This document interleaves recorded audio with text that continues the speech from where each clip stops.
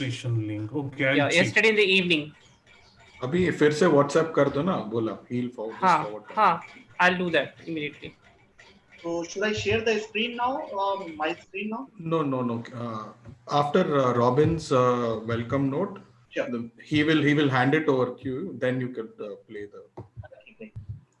Okay, 3 more minutes. Manali, you've opened it already. I see. Okay, great. So, gentlemen, on the top left corner, there's a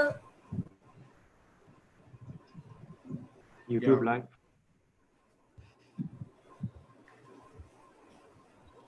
We lost you, Manali.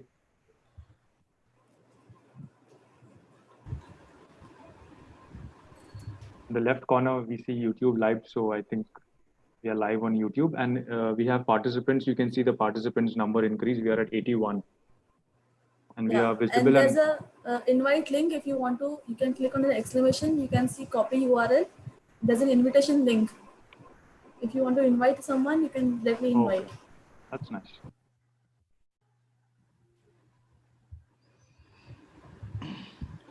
Okay, I'm switching off my video. Another 2 minutes, we'll play the countdown and then we start the webinar. Over to you, Robin.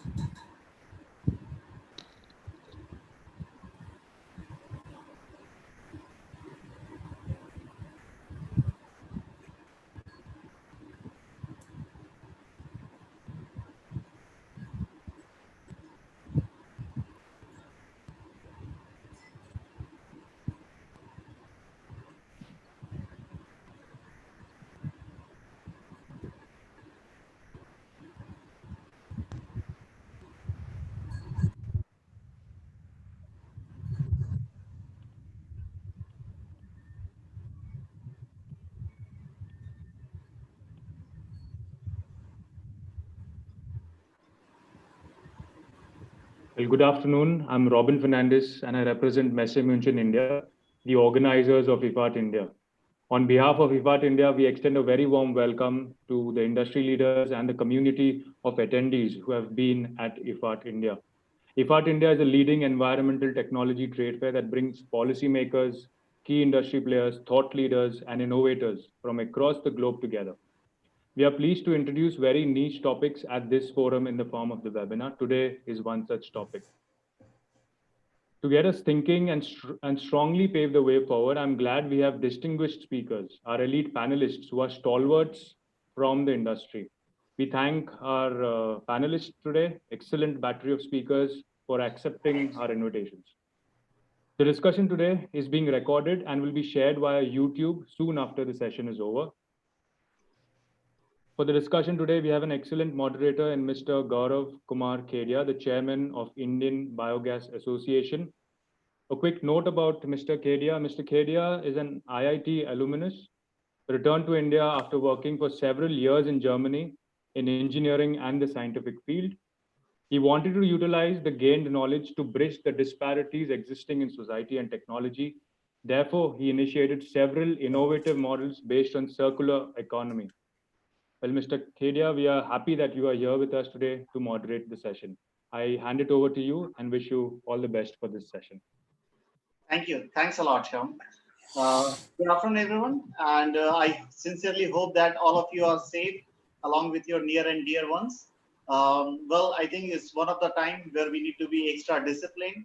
And I think there can't be any time better than this to talk about something like biofuel, which is the topic for today. and not only just to talk about, but also to apply that in the real sense. That's the whole motto of today's webinar. So first of all, I welcome you all. I would like to welcome the esteemed panelists. We are very lucky to have such a diversified yet very robust portfolio in the panel. And we'll be talking about biofuels as such. And to be honest, biofuel is nothing new. If you really go historically and see, even Henry Ford actually, he designed his first car, if I remember correctly, this T Henry model, which was supposed to run on bioethanol rather. Even Rudolf Diesel, he was talking about designing based on the vegetable oil. Of course, with time and with the advent of this fossil, everything changed. But the good thing is that now we are going back to our roots. That's very, very important, because when we talk about biofuel, we are very passionate, because biofuel doesn't only talk about the fuel part of it. It has got multi-dimensional aspect. Let's say when you talk about biomass to syngas or something like this, along with energy you get biochar. When you talk about biodiesel, along with diesel you also get glycerin. When you talk about biogas, along with gas you also get something called biofertilizer, which is very important. In fact, in today's world, everyone wants to have very healthy food, organic food, but when you really go and just track the whole supply chain, the whole value chain, you'll need organic fertilizer for that. So you need a source. So in this case, I'm talking about the biogas or biofertilizer or biogas plant. In fact, so we are talking about a topic which is not only important from energy point of view.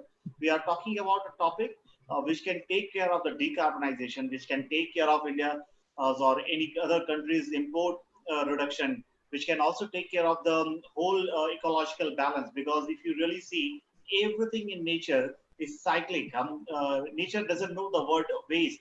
It tries to utilize everything whatsoever is there. Actually, we human are responsible. Why? When you talk about the tipping point, or when you talk about the Paris Agreement, etc., this is where our intervention is needed. A positive intervention is needed, and I think that's one of the aim of today's webinar, that we talk about it, what can be done, what cannot be done, and how it can be done. And once again, what I really mean to emphasize, that we sincerely hope that this will not be just the topic to talk about for all the audience.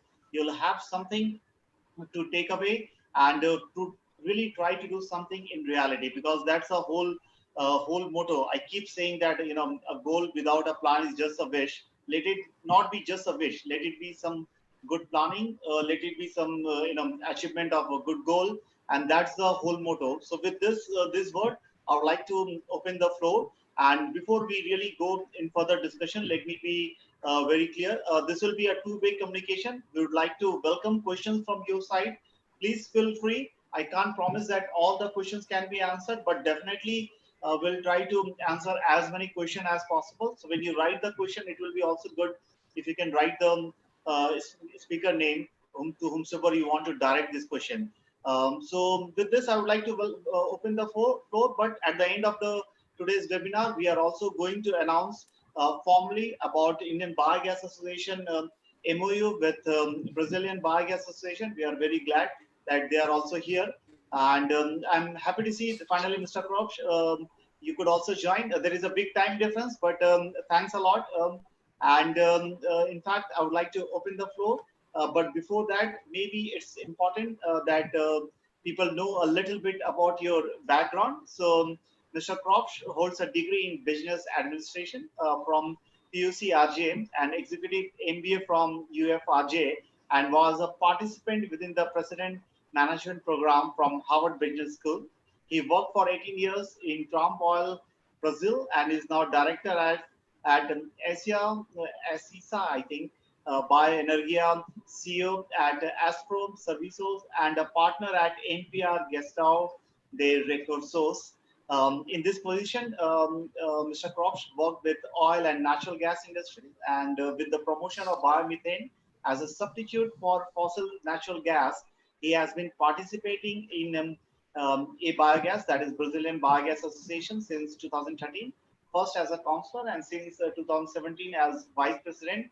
So Mr. Kropsch, once again, I would like to welcome you in this webinar. And it will be quite important for us and also for the audience, because we see a lot of similarity between India and Brazil, and similarity not only in the sense of scenario, also in sense of passion. Because first time when I had a discussion with the Brazil Biogas Association, you guys are really passionate enough to really make it happen, because that is something is very much required. Of course, everything takes time, and especially when we are talking about something which is sustainable, technically sustainable, financially sustainable, and also socially or from policy angle sustainable. It takes a while, but once it happens, it happens for the good.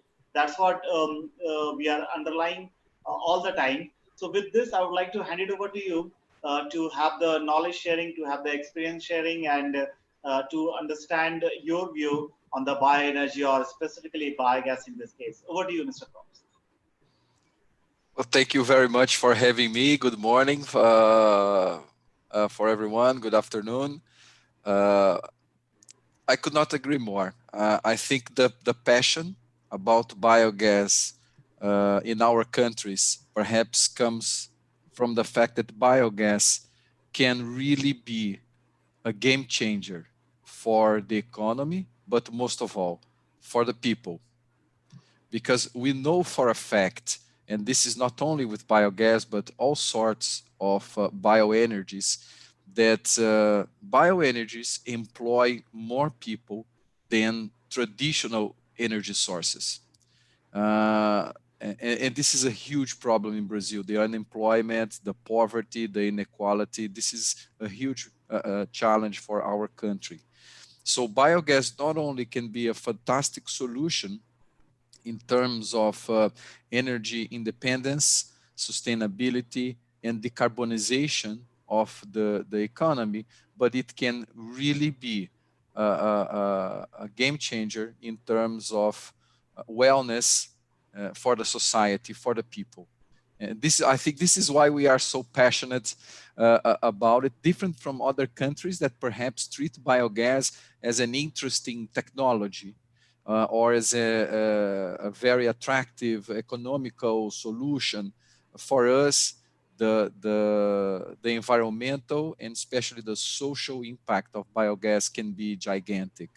And especially in the world we are living today, where we are all being affected by a condition that mainly affects our respiratory system. And biogas and the use of biomethane or bio-CNG can make a real impact on the pollution that affects the populations, especially in the large cities, where not only there is a challenge of let's say, a world challenge of greenhouse gas emissions and climate change, but there is a very real, very immediate, and very urgent challenge of particulate matters, NOx, and all sorts of local pollutants, especially from diesel oil. So the impact that biogas can have by substituting diesel oil can be enormous in terms of public health. And then when we start to make the calculations of the impact of this energy transition towards a decarbonized economy, especially when we're talking about fossil fuels, the impact, again, of biogas is huge. So I think this is why we are so passionate about it. But anyway, I got totally sidetracked. Sorry for that, guys. Thank you very much for having me. The idea today is to share a little bit about the experience of biogas in Brazil. I will go through this very quickly. All this material will be available to everyone later on. No problem about it. So never mind too much about the details and the numbers. The idea here is to get a big picture. Is my screen okay to you? Okay, so let's move forward. So Biogas is the Brazilian Biogas Association. Today we are about 70 companies, foreign and Brazilian, from large corporations and equipment manufacturers to small business developers. And we comprise all the links in the supply chain of biogas and bio-CNG. our mission is to promote the sustainable energy valorization of waste, developing the biogas market, really to introduce biogas and bio-CNG in the energy matrix of Brazil. Brazil has a very clean energy matrix based on hydropower. However, the transportation matrix is heavily dependent on diesel oil and fossil fuels. So our vision really is for a biogas to be a reference in Brazil so that everybody that is interested in biogas will have, let's say, access to all the information and all the knowledge we have been accumulated through our associated companies. We have been since 2012 trying to lay the framework in terms of to allow private companies to invest in the market. So a huge challenge we had in the past for biogas was the certainty of these investments in terms of the regulatory and legal framework. And we have been devoting a lot of energy on this, and we have made a lot of developments, and we have had a lot of success in laying out all these foundations for the market to thrive. Today, there are over 500 biogas plants in Brazil. The majority of them still benefit from the generation of electricity, not so many in terms of the production of biomethane or bio-CNG. This because the regulation for producing bio-CNG and injecting the bio-CNG in the gas grid is still very, very young, very recent. So the projects are coming online right now, and we will see this a bit further.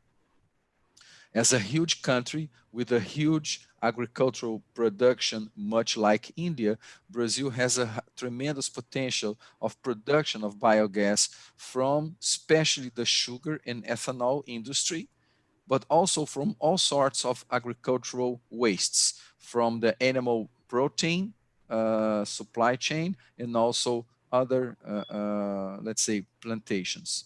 And let's not forget the potential of production of biogas from the sanitation market, whether it be municipal solid waste or sewage treatment. Interesting thing on the graph on the right is that Brazil is a huge country, but the gas pipeline is very limited. Basically, is this red line. The gas pipeline follows along the coastline, and then there's a big pipeline from west to east coming in from Bolivia. The rest of the country, the majority of our territory, is not served by natural gas pipeline grid. And this is a huge potential as well for biomethane or bio-CNG to bring gas to all the countryside that today is not served by the natural gas pipelines.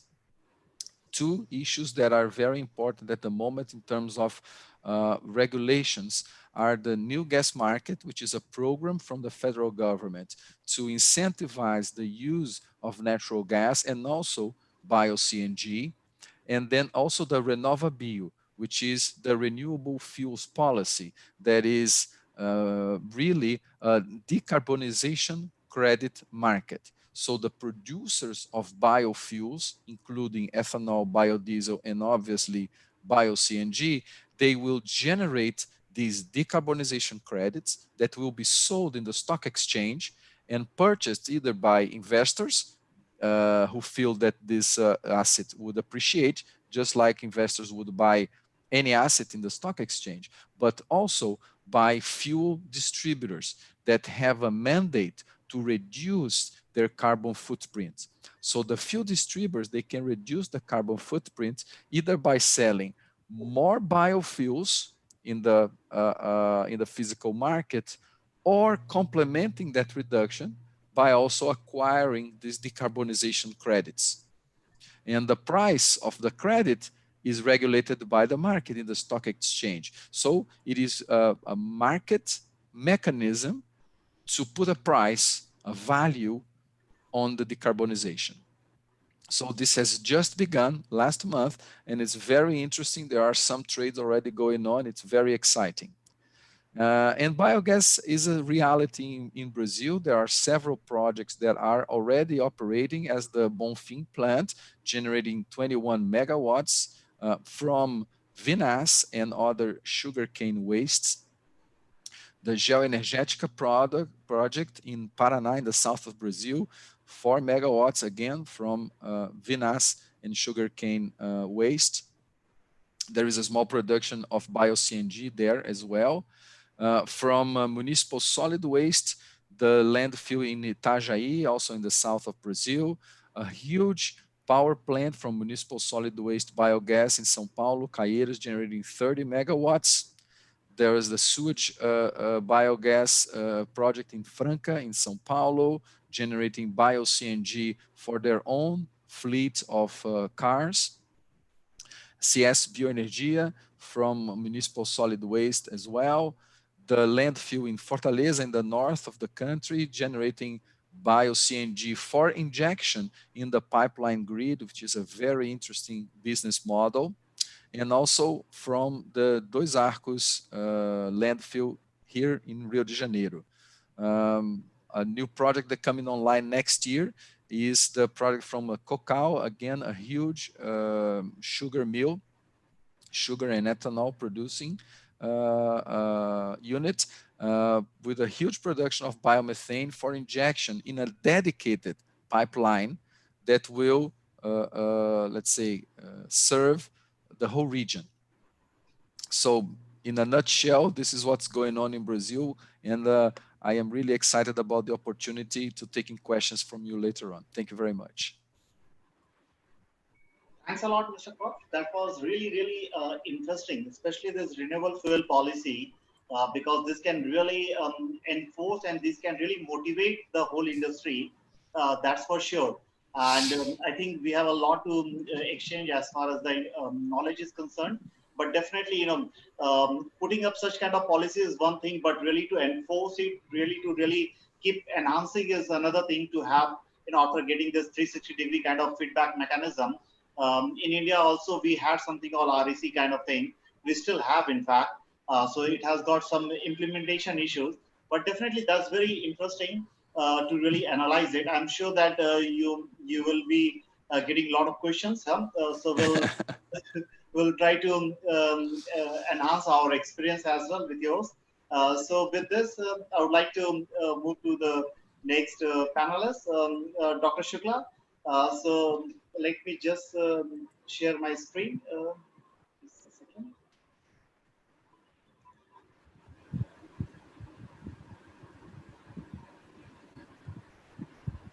In fact, Dr. Shukla's name is well known in the biofuel field.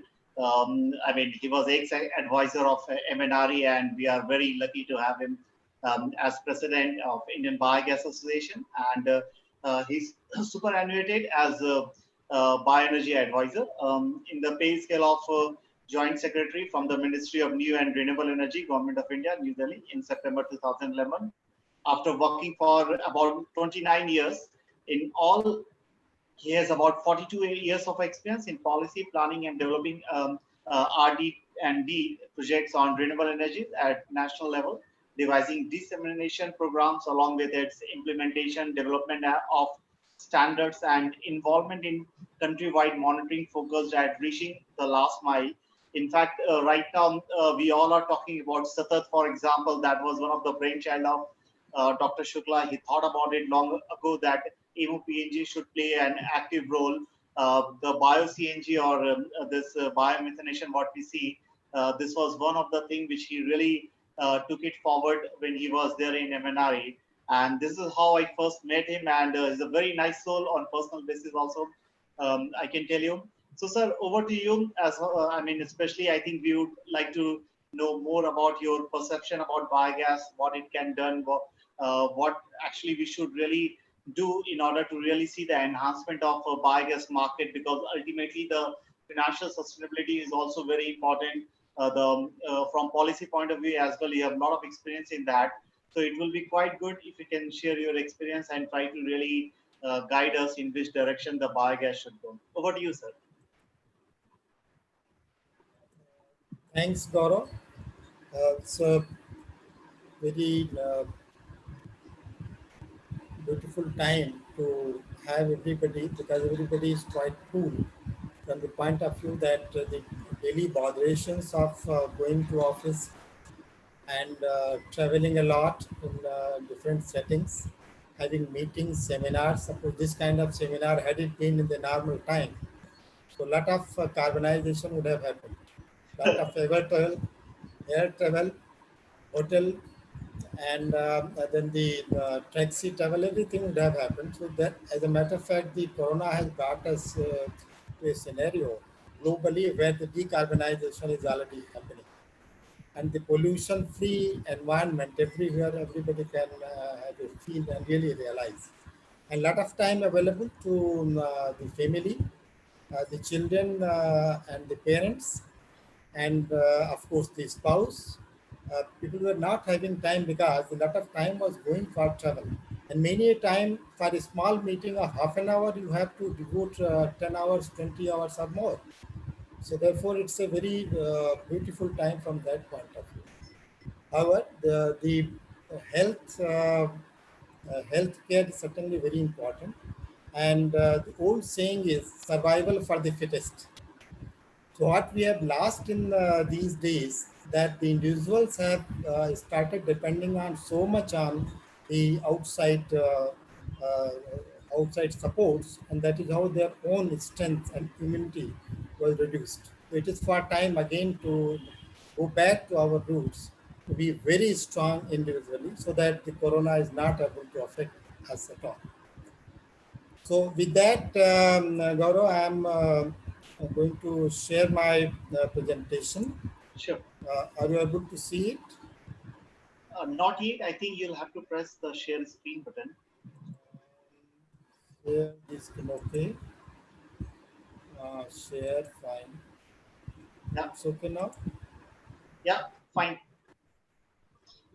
Very good. So with this,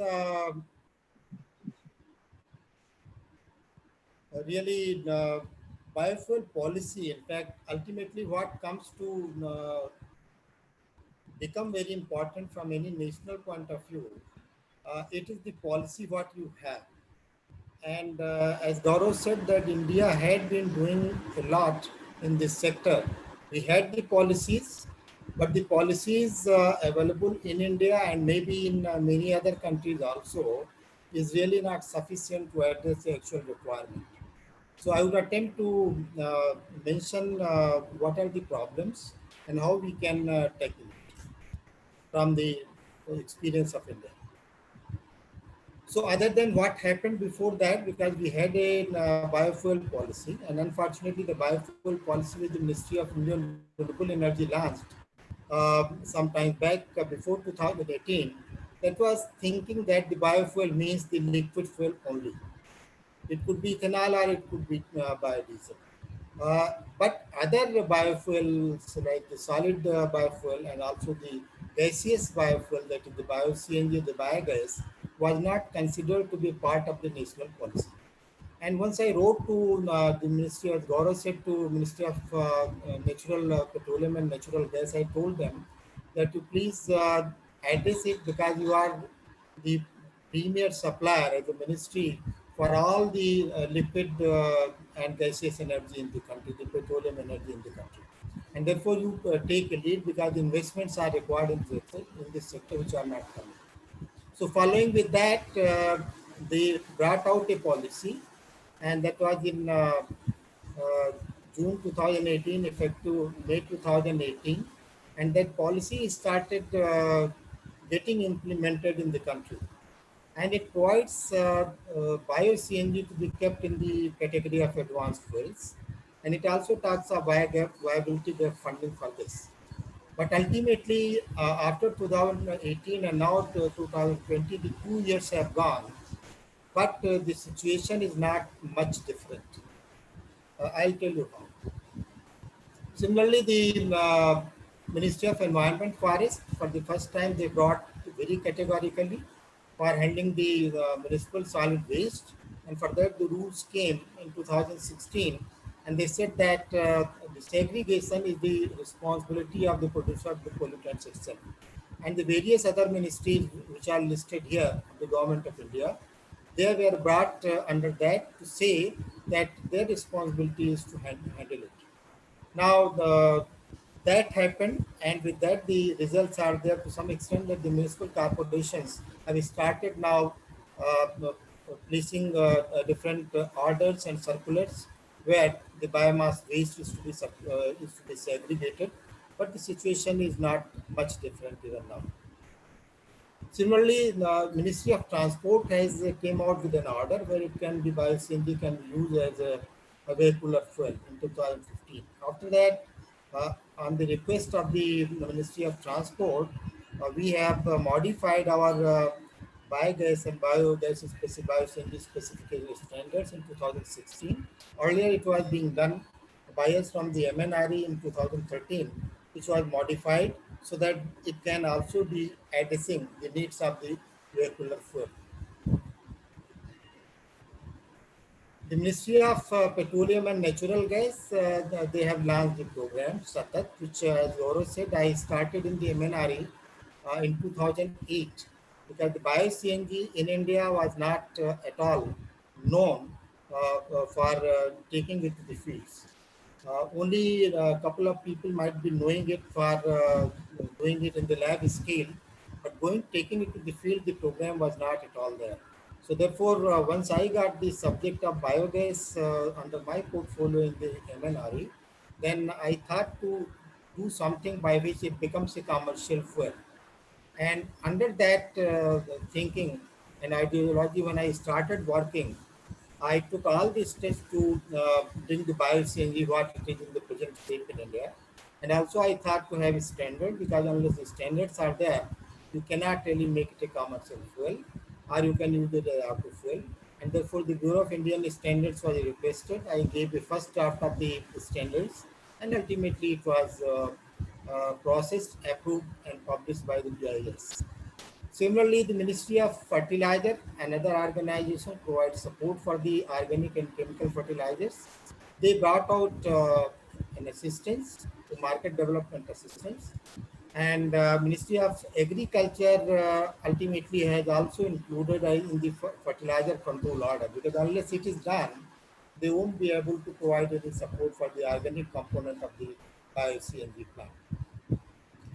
Now, another program which was made from the Ministry of Drinking Water and Sanitation, that was known as Govardhan. They thought that under the Swachh Bharat mission rural, they will be able to provide and take the biogas plants to villages. And the model was that the villages themselves and village panchayats will be able to take it, but whatever they thought initially, that couldn't bring out much of the results. The major program of biogas and bio-CNG, and of course the biofuel initially was done by the Ministry of New and Renewable Energy, and they had the power generation from 1 to 25 cubic meter and 3 to 250 kilowatt category. And once the program was there, one was for only for thermal application. The first column and second was the for power generation in the small scale and highly decentralized manner. And the last one was for the power generation above 250 kilowatt, where all types of biomass waste can be handled.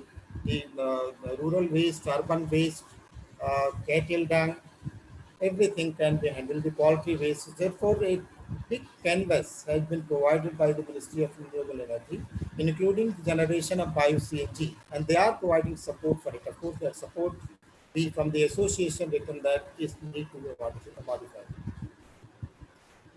Now, what has not been addressed by anybody globally is that bioenergy or biogas sector has to depend on a limited supply of biomass source itself, and it will continue to be limited. It is not like solar and wind, where you can put up any plant anywhere. If you have space, you are going to get energy from the sun and wind and harvesting.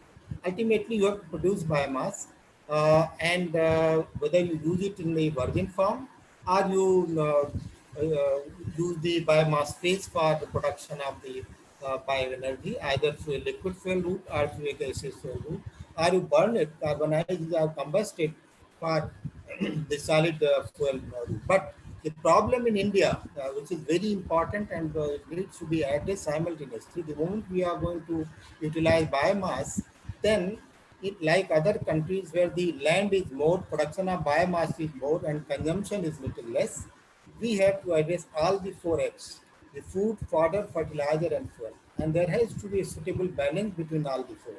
Therefore, in India, our policies have to be such where all these four requirements are to be addressed and balanced ultimately.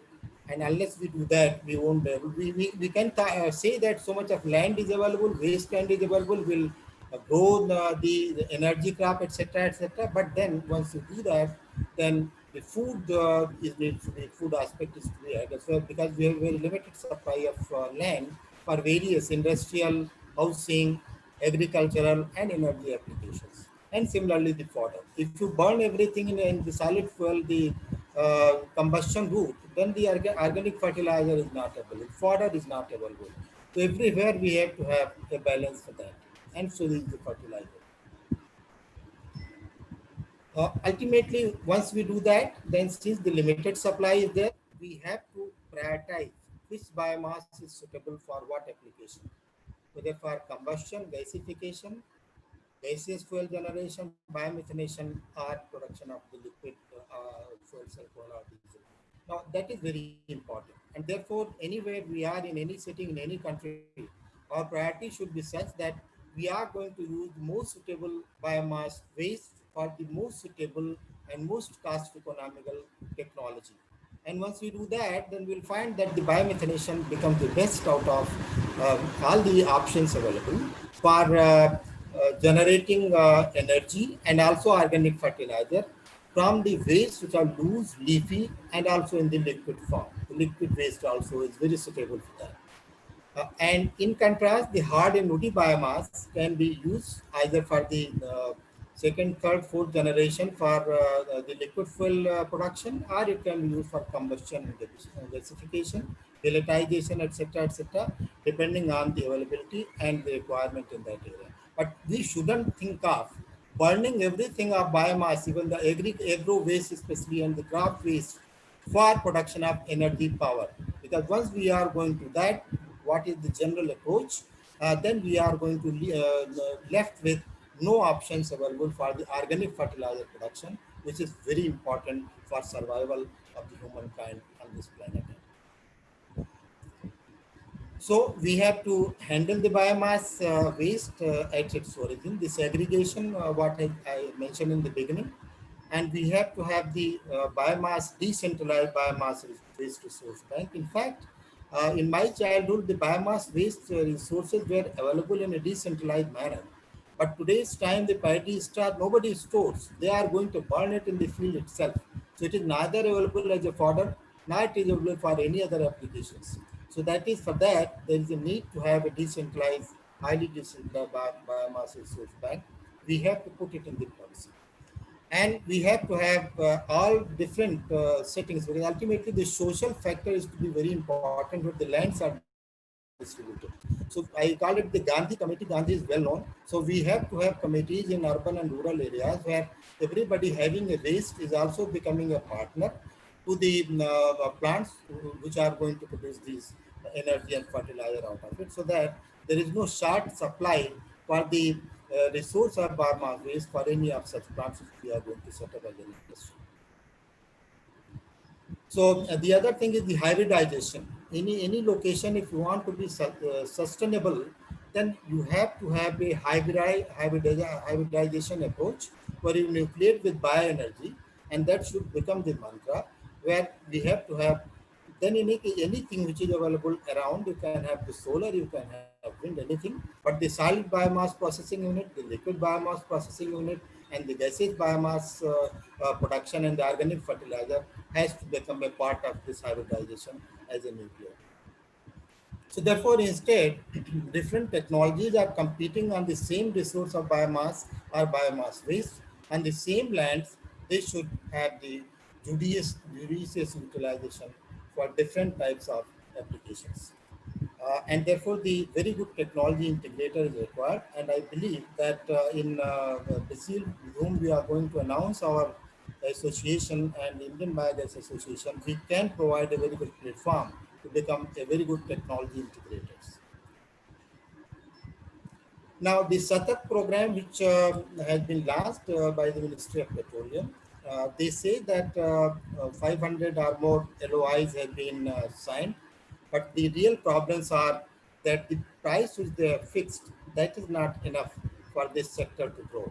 And that is how only whatever achievements are shown today by the Minister of Petroleum and Natural Gas in India, it is more based on the old plants. Already plants were available for certain applications, and they are just showing their that they are going to grow on that. But ultimately, the investments are not coming, and I will tell you why it is not coming. One thing what Ministry of Petroleum did it that they have provided support for the liquid component of the biofuel policy, that is the ethanol, but they have not given that support for the biogas and the bio CNG, and that is where they are lagging. Sorry, sir, you have 2 more minutes, sir. Huh? Okay. So I will just finish it quickly. I will run through. So all these I will skip. This I will skip. And coming to the potential, I already talked of the 4-in-1 solution from the bio CNG technology. We have the potential of 52.2 million tons of bio CNG generation and organic fertilizer production of 658.42 million tons in India. And we have to harness for sustaining the requirements of the country in a balanced manner. And the other thing is that Atmanirbhar Bharat, which has been announced by the government of India after this corona period has begun. And for that, we have written to government from the association side that they have to make a provision. They have to have a paradigm shift in the policy from the subsidy-based support to generation-based incentive for the bio CNG at the rate of ₹20 per kg, and also set up a biogas fertilizer fund to support this sector, which is a major constraint in this area. If they do that, then we'll get the organic fertilizer, the gaseous energy, and also we'll get the Swachh Bharat Abhiyan, the cleanliness all over, and the global environment pollution reduction commitment or the obligation is also going to be addressed to a great extent. And ultimately, as Gabriel has said, we are going to have a lot of decentralized employment opportunity, especially in rural areas, which is really a problem. Indian Biogas Association, quickly our services, glimpses of that, which we are providing. The documentation, the state-of-the-art lab we have set up at one of the IITs at Banaras. And then we have the online training program. We have the Bioenergy Pavilion. We have a convention which has been postponed to December because of the corona problem. We were already thinking to have it in September. And with this, thank you very much, all the participants and Gaurav. Let us have this common sense in realizing the sense of proportion, what Mahatma Gandhi has said. So thank you very much. Thanks a lot, sir. Thanks a lot. It's always an enriching experience to really hear from you. I mean, and biogas for sure, as you rightly say, this four in one thing, because we all talk about the greenhouse gas mitigation. We all talk about additional source of revenue, etc. So biogas is something which can really talk about all this thing, whether it is in the form of inclusiveness, whether it is in the form of job creation, or if women empowerment, or to avoid the energy poor state, etc. So definitely that's a single point solution. With this, I would like to straightforwardly move to the next speaker, and we are happy that with us we have. Sir, you'll have to stop the screen Yeah, sharing first, that's yeah? what I'm doing. Okay, thank you, sir. Yeah. So maybe then I can share the screen, yeah? So we are happy that with us we have got Mr. Desai. Mr. Desai is a passionate water and energy enthusiast. He is heading Kishore Pump Private Limited as the joint managing director through an associate company named Encare Electromech Private Limited. He's working with MAN Engines in Germany for a biogas power generation system in India. He has introduced new technologies for improving energy efficiency, reliability, and remote monitoring of pumps and allied equipment in sewage treatment plants. He holds a BE in Chemical Engineering from Pune University and a MS in Environmental Engineering and Science from Stanford University, USA, specializing in resource recovery from liquid waste streams.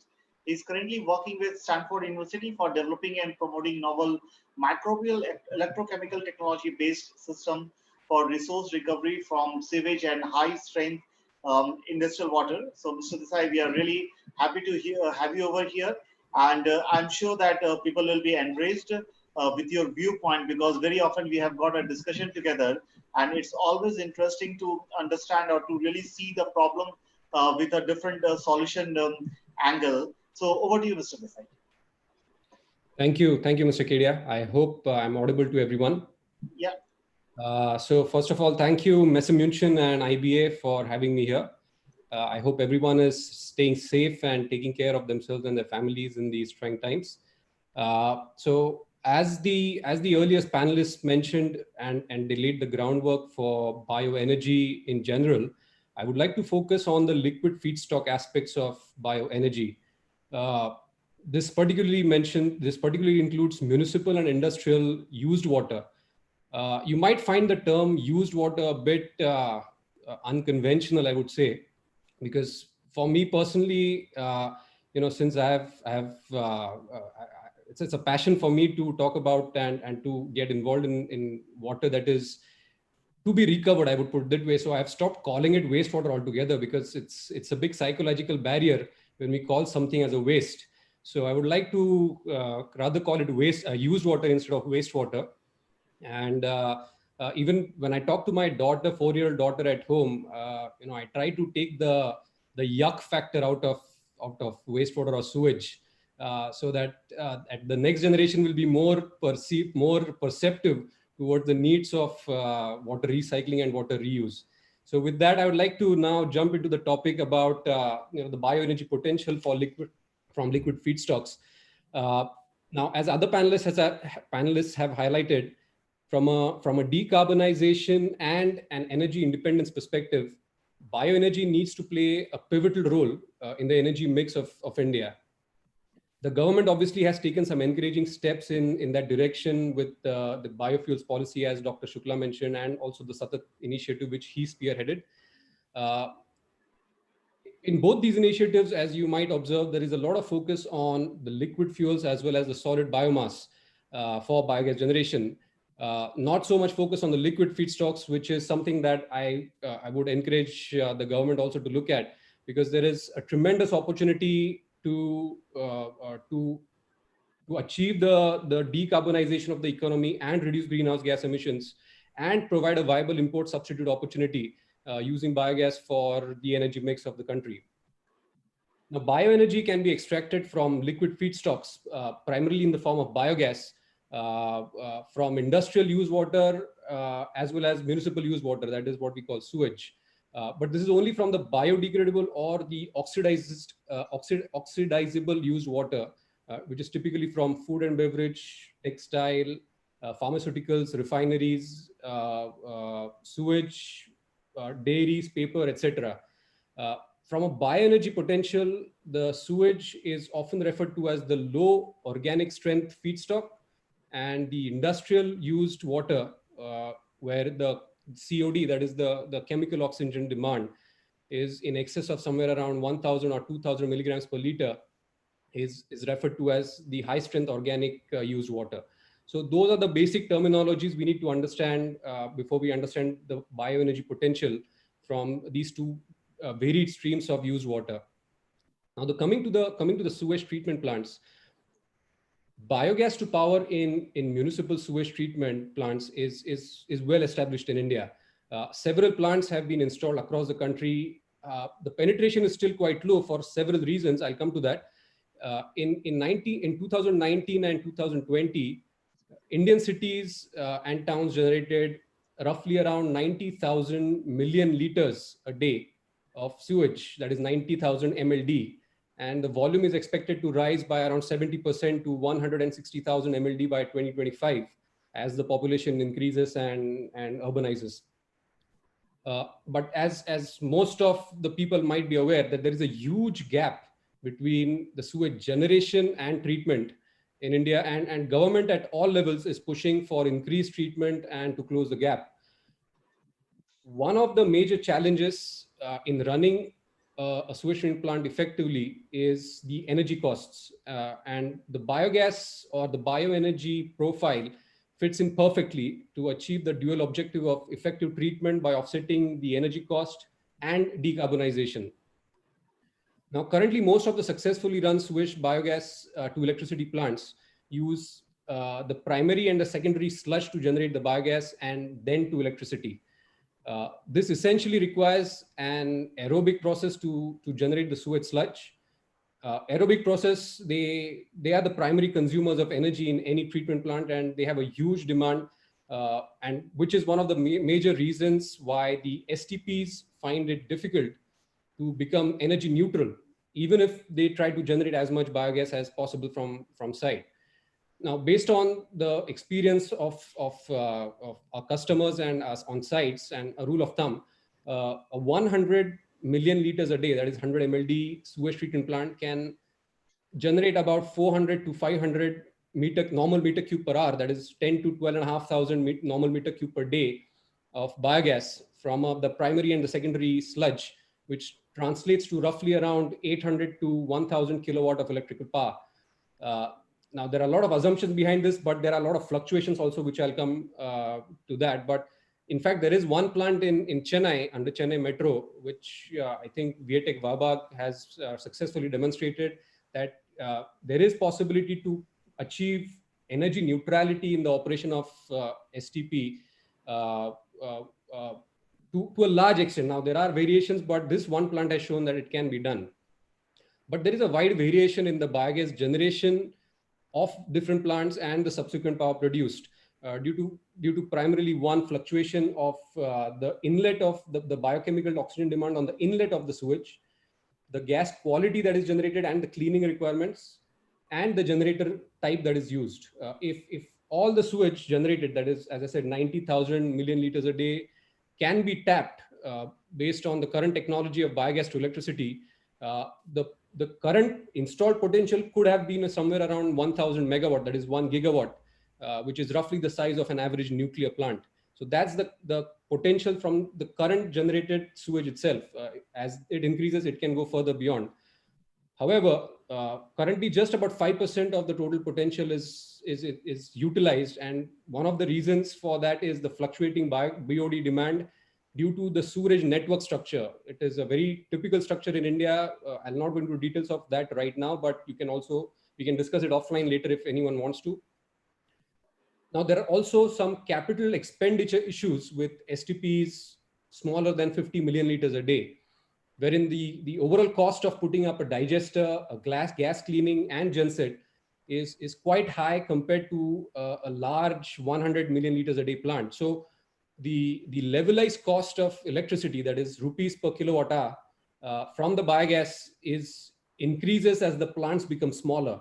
So with the current technology, where you have to produce biogas from the primary and the secondary sludge, this technology is not very much suitable for the smaller plants. And that's one of the major challenges from an economics perspective going forward.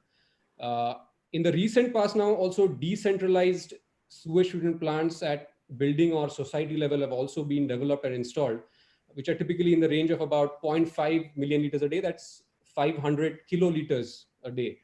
And companies have looked at biogas generation from such plants, but as I said, the smaller the plants, the more difficult it becomes to produce electricity from these plants. And the technology, the safety, and the skill set requirements prohibit the biogas and electricity generation from the sludge generated from these decentralized plants. What I have discussed, so far is based on the biogas, from sludge produced in the primary and the secondary treatment of a conventional aerobic system. However, there is a possibility to directly treat the used water without the aeration route, that is, without getting into the aeration step, that is the secondary treatment. There are anaerobic technologies proven which can be deployed directly to treat the used water and generate electricity. And these are typically called anaerobic technologies, which are also called high rate anaerobic technologies, like the upflow anaerobic sludge blanket and its spin-offs. They have been developed, also installed in India.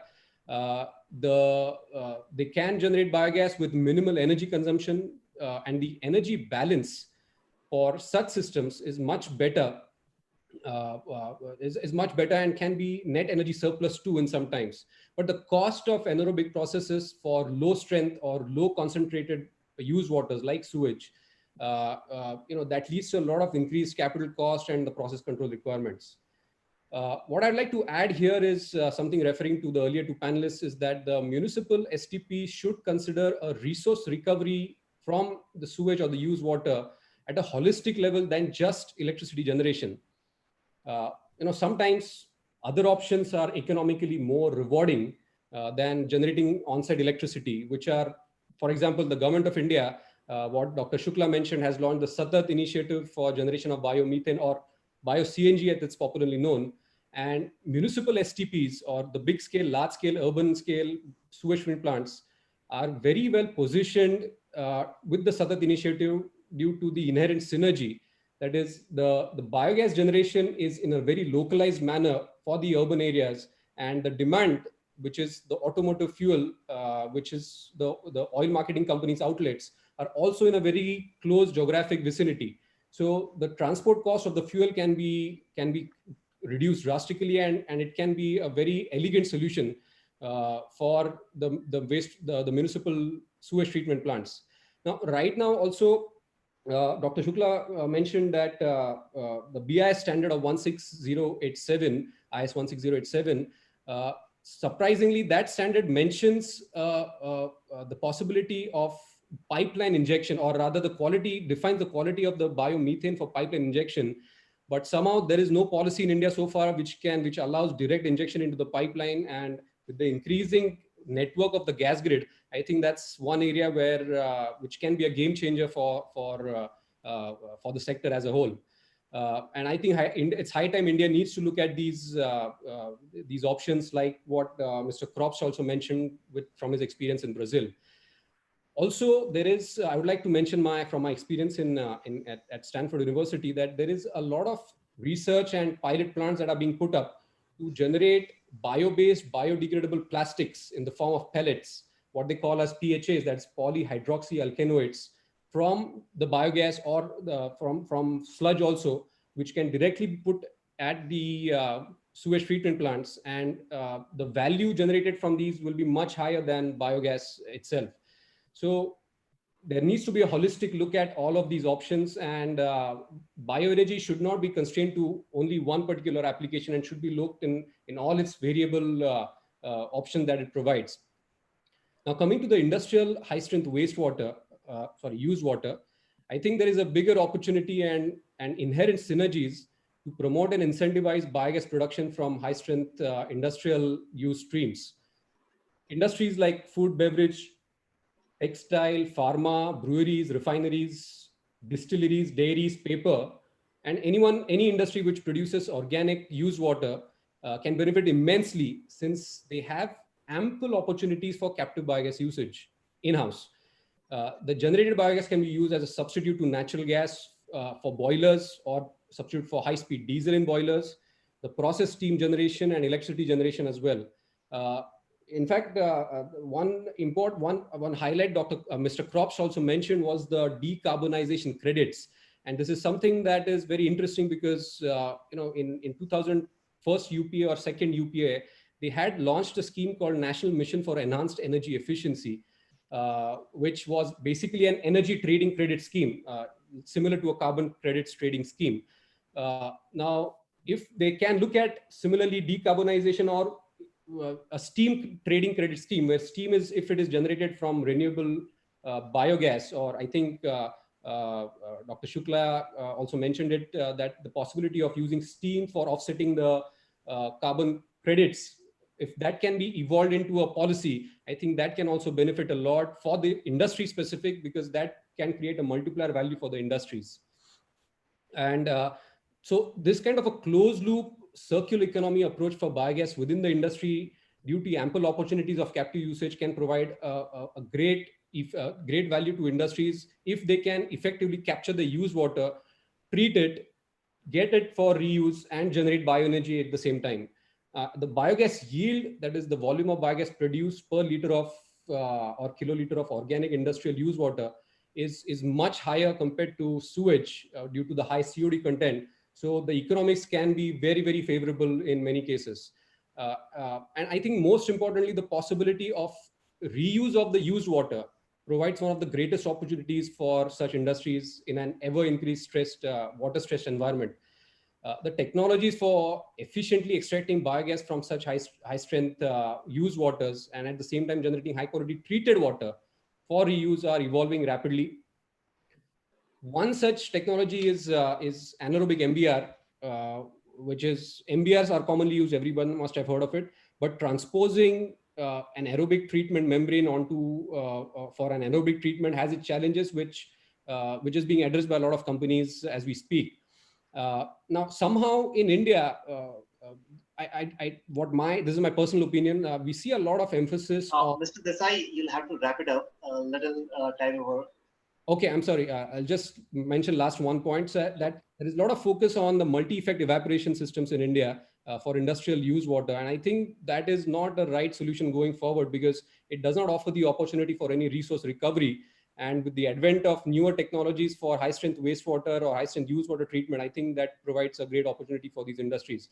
So overall, so to summarize, be it industrial or municipal use water, I think bioenergy being inherently decentralized in its own nature, it should be looked as a decentralized source and should be packaged with a resource recovery approach and deployed in applications and geographies with synergies to have a value multiplier effect. So these are my thoughts about the liquid feedstocks and how the bioenergy model fits into these feedstocks. Thank you. Thanks a lot. That was really, really enriching. And for me personally, the take home is that instead of wastewater, I would start, calling this as used water. Definitely, because mind has got its own way of thinking or seeing thing. If you really see how nature purifies water, in fact, you have the UV radiation coming from the sun. You have got the condensation. You have got even the mineralization when the water passes through the aquifers, etc. Nature has got its own way of purifying everything. That's why the word waste doesn't occur in nature, as simple as it. And the best part of your whole lecture was, or the presentation was, that you not only talked about the problem statement, but also the solution statement. And definitely, there is no, utopia kind of thing. We need to really try a lot of things and really see how the feedback comes, not only from the technical perspective, but also from the policy perspective. So definitely, I am sure that the audience must be enriched with your views. With this, I would like to come to the next speaker. And again, we have another dynamic speaker with us, Mr. Reggae. We are happy to have him today. And let me just briefly introduce Mr. Reggae. And since 1998, Mr. Reggae has been actively leading, first as managing director in Melon Engineers, as the CEO of Melon Ecos, that is from 2014, and now as the director of Melon Group. He manages project implementation for Melon, overseeing all aspects of the company with years of experience. He has executed nearly 350 projects spread across length and breadth of India, responsible for corporate developments, growth of Melon, as well as the daily operation. Samir is a source of inspiration for everyone in the company as such, and he's a chemical engineering graduate from Bharati Vidyapit College of Engineering, Pune. He was always keenly interested in environmental management, having specialized in environmental design from the Vishkarma Institute of Technology, Pune. He has since spearheaded the business of Melon Engineers, first as the design and engineering leader, and subsequently as the business head of the organization. He also looked into design and trademark registration for Melon Engineers and all its proprietary internal modules. So over to you, Mr. Reggae. I'm sure that audience will be enriched with your vast and very diversified role.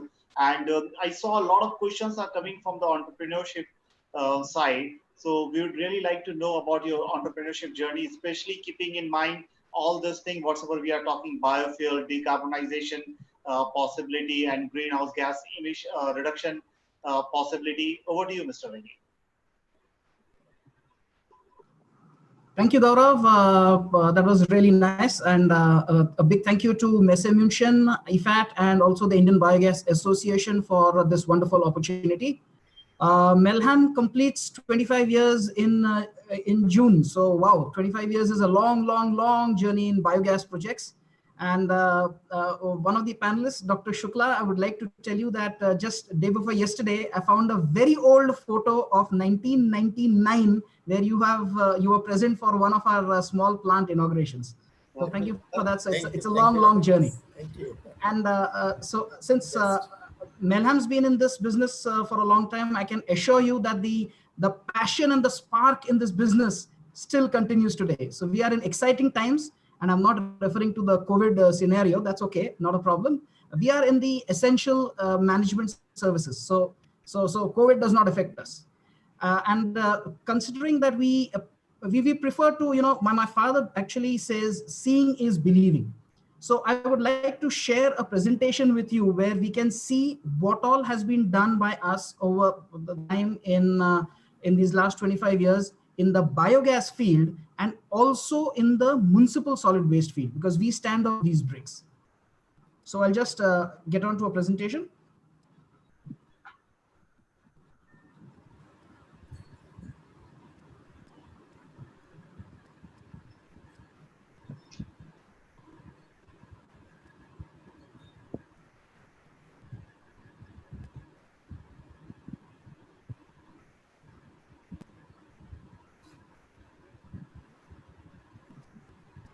Right.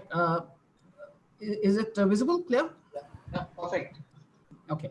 So, well, we have a lot of photos and photos rule the game basically because we don't need to pull out some photos from internet. Most of these photos, what you see are what we actually have on ground.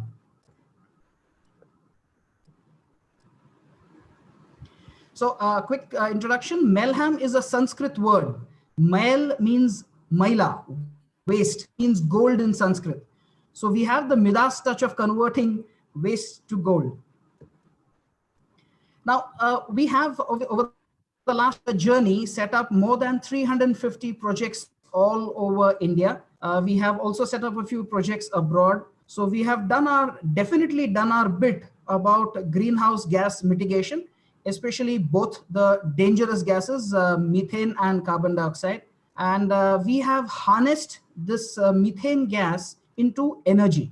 So way back in 95 and up till almost 2000, we were harnessing biogas for cooking fuel or as a heating application. Then we started doing power generation from the biogas. And now we are also doing this bio CNG or compressed biogas. So biogas has been really, really used. And I'm sure that, the fuel, the fossil fuel requirements have been sort of mitigated or reduced by the use of the biogas. We have a wide range of capacity right up to 600 tons per day. So that's I think a very wide range that we have. And we love multiple substrate solutions, which means co-digestion is the key for us. We love co-digestion. We don't like single substrate. We prefer to mix and match.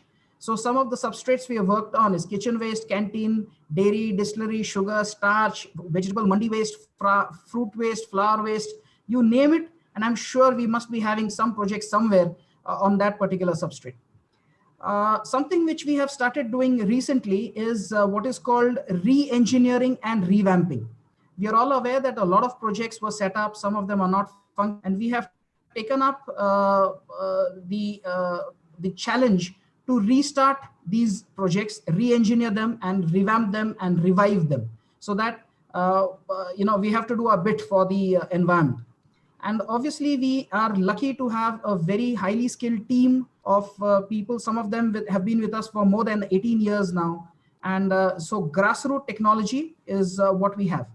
Now, we have been focusing on a technology called modified upflow anaerobic sludge blanket, which was modified by us and my mentor, Shri Vishwas Gokhale. And now we are into CSTR. We have high rate hybrid situation systems. So we are in a position to do a lot of projects, a lot of mix and match, and ensure that the client, end client, is able to get a very good output. So let me first tell you about some of the centralized biogas, or rather the centralized waste management projects that we have done on solid waste management. So we have a project in Nasik, in Nasik city, handling all the municipal garbage of Nasik. Now, this means that we are taking mixed garbage. We are able to segregate the garbage. We are able to get the organic fraction out. We convert that into compost and biogas. We harness the biogas for electricity. We have the recyclable section that goes for recycling.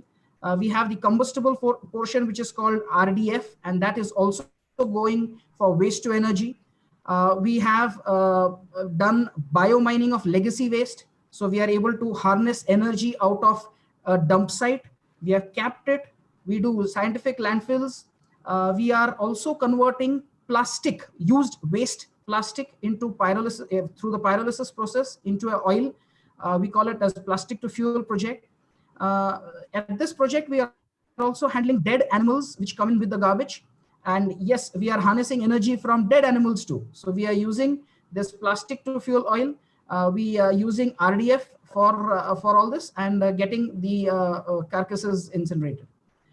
And of course, we are doing a lot of landfill for the innards. That means that we are able to harness the organic portion of municipal garbage and convert that to energy. That's one of the bricks which we stand on today. Lots and lots of potential in this sector, because as you know, we are way behind getting our solid waste management on track, and hence the pasture is very, very green for us. The other sector which we stand on is, of course, the traditional biogas business, where we have these decentralized projects. So now we have decentralized plants on kitchen, canteen for a lot of industries. We have slaughterhouse or abattoir waste, whatever you call it. Slaughterhouse is not that easy to digest, but we have projects on that where we are able to convert the gas into electricity. Cattle dung, of course, is pretty standard. Poultry litter, chicken droppings, that is also something which is very interesting. We have plans on that. And of course, when you talk about the vegetable market yards, fruit market, flower market, septic tank sludge, these are pretty common for generating biogas. Now come to agro waste. Agro waste is the main situation today, because today we are in a circular economy for the agriculture. We already had the 4 Fs for food, fuel, fertilizer, and of course, saving on the fossil fuels. So we are definitely part of that. So biomass is a very good source for generating, especially biogas. And we also would like to convert this into bio-CNG. So we have some projects where we convert this into bio-CNG and get that operational. With an aim to also handle difficult to treat waste, we have managed to even convert leather shaving dust into biogas through a chemical process. We gelatinize it and we convert that to biogas. We have, of course, worked a lot on a lot of starch effluents, and co-digestion is something which we do. Pharma waste, you name the industry, we have projects in that. So pharma waste, we have starch industry, automobile sector, and some challenging substrates like masalas, oils, used cooking oil. All this has already been experimented, and we have projects on ground for this. The craze today is, of course, for paddy straw because of the stubble burning issue. So we are also into paddy straw projects. And something which my colleague Siddharth just mentioned about sewage treatment and effluent treatment, we are doing those projects also. But we are into a space which is a little unique. We set up leachate treatment plants. Leachate is, of course, that dirty black colored liquid which comes out from any dump site or any garbage unit. So we set up these leachate treatment plants and also convert that into biogas. Yes, ladies and gentlemen, you can convert leachate into biogas and then, of course, harness the biogas as you want. These are some of the bio-CNG projects which we have set up. This is one setup in Kolhapur for press mud and crop residue, especially Napier grass, generating around 4 tons of CBG. Here we use the amine scrubbing technique, pushed it into cascades and supplying it to local forging industries out there. This is a unique project with amine scrubbing and a co-digestion of almost 5 to 6 different substrates. Then we set up one way back about 8-9 years ago in Maltos Agri Products, Brodabellapur in near Bangalore, and this was a combination of dairy and poultry, again generating biogas. This was one of the initial projects which got the PESO certification, and converting, of course, that into bio-CNG through cascades, and again using it for municipal transport. Then we set up a project in ITC, the Bingo's Chips factory in Pune. And here too, we converted the biogas initially for boiler, because the ITC the project used to use steam cooking for their chips frying and everything. But later on, they switched to cooking gas. So we were able to convert this gas into, clean it into to bio-CNG levels and send it through pipelines into the plant. And one which is a very unique, cute project was for Indore Smart City in Madhya Pradesh. You've all heard that Indore has been coming, I think, 4 times now as India's cleanest city. And so this was for, this project is highlighted in their manuals and all their videos and features. So this project handle is set up in a garbage transfer station. So you have a localized area called Kabit Khedi where the local garbage, municipal garbage is brought in. Indore has a decent level of segregation. So the organic part comes to us. It's about 15 to 20 tons of organic mixed municipal waste comes to us. We convert that into bio-CNG. And here we have our own dispensing station. We have our own biogas dispensing station, and we are able to fill Indore Municipal Corporation buses and running these buses on the bio-CNG here. The best part, as I told you, my father believes seeing is believing. You all are invited to see any of these projects anytime. There are no restrictions, of course, barring the travel restrictions in COVID, but you are welcome to see all these projects. Some key recognitions. We must have done something right in our 25-year journey to get awarded as the Garbage Guru Award by Shri Narendra Modi, our Prime Minister. So that's a very big feather in our cap. And we won a quality award. Now, why I'm mentioning this specifically is, yes, I know we are talking about waste management and we are talking of biogas plants, and a typical scenario would be, cow dung spilt over here and a dirty looking plants. But this is a Quality Council of India award. It's a quality award for setting up projects. And yes, we are ISO certified for quality procedures, even in biogas projects. Thank you so much. There's a lot to talk. I'm willing to take all your questions. Thank you.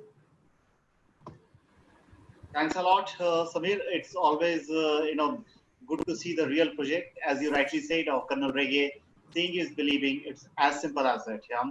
And we need to really understand the intricacies, and a lot of experience is required before, we talk about any project success. That goes without saying.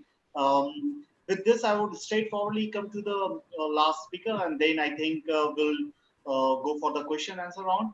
I think we are running a little late, so I would like to take the liberty of around 5 to 10 minutes if audience is fine with it. So Mr. Shetty, I would like to hand it over to you. But before we go further, let me just take talk a little bit about you.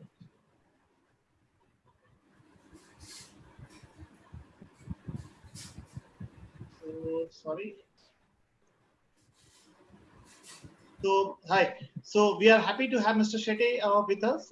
He's the Vice President of Renewable Gas Business Praj Limited, Pune. Praj has got a very wide variety of experience as far as the ethanol is concerned, bioethanol, and now even the biogas as such.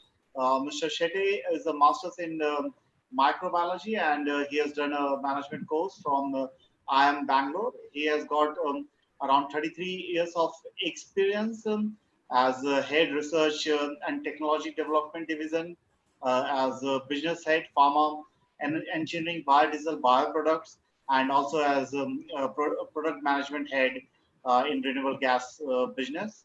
And his main area of expertise are biofuels, technology development, especially scale up, commercialization, and business unit management, and also plant and machinery. And with this, I would like to hand it over to you, Mr. Shetty. We would like to really see or really like to dive into the experience, especially from the biofuel side. Over to you.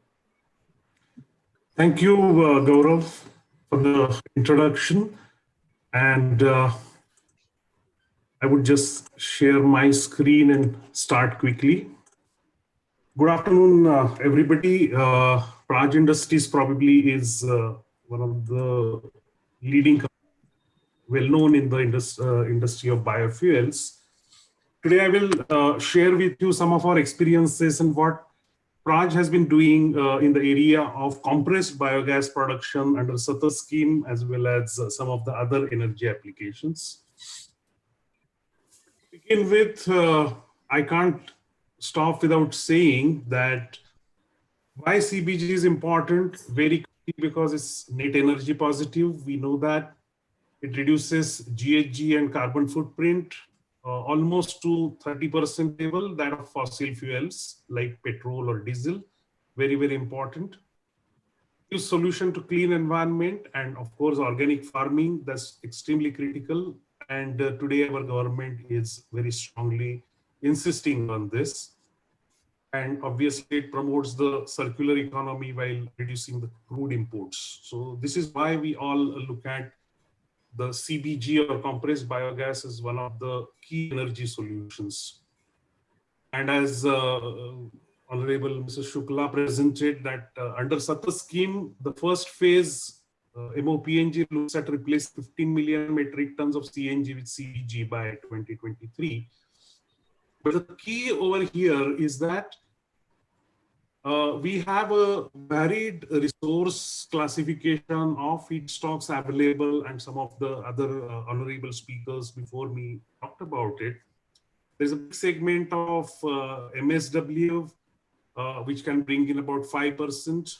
The sugar factory co-products like press mud and spent wash can bring almost about another 5% of this 15 million metric ton. And the farm waste can do about 25%, whereas the agri residues, which are critical, can do about 20% contribution in this 150 million, 15 million metric tons requirement of EG that needs to be produced. I will very quickly address the two things. One is the biomass and agri residues, which is today critical, and we hear a lot of effort going on to stop burning of rice straw that causes pollution from Haryana and Punjab.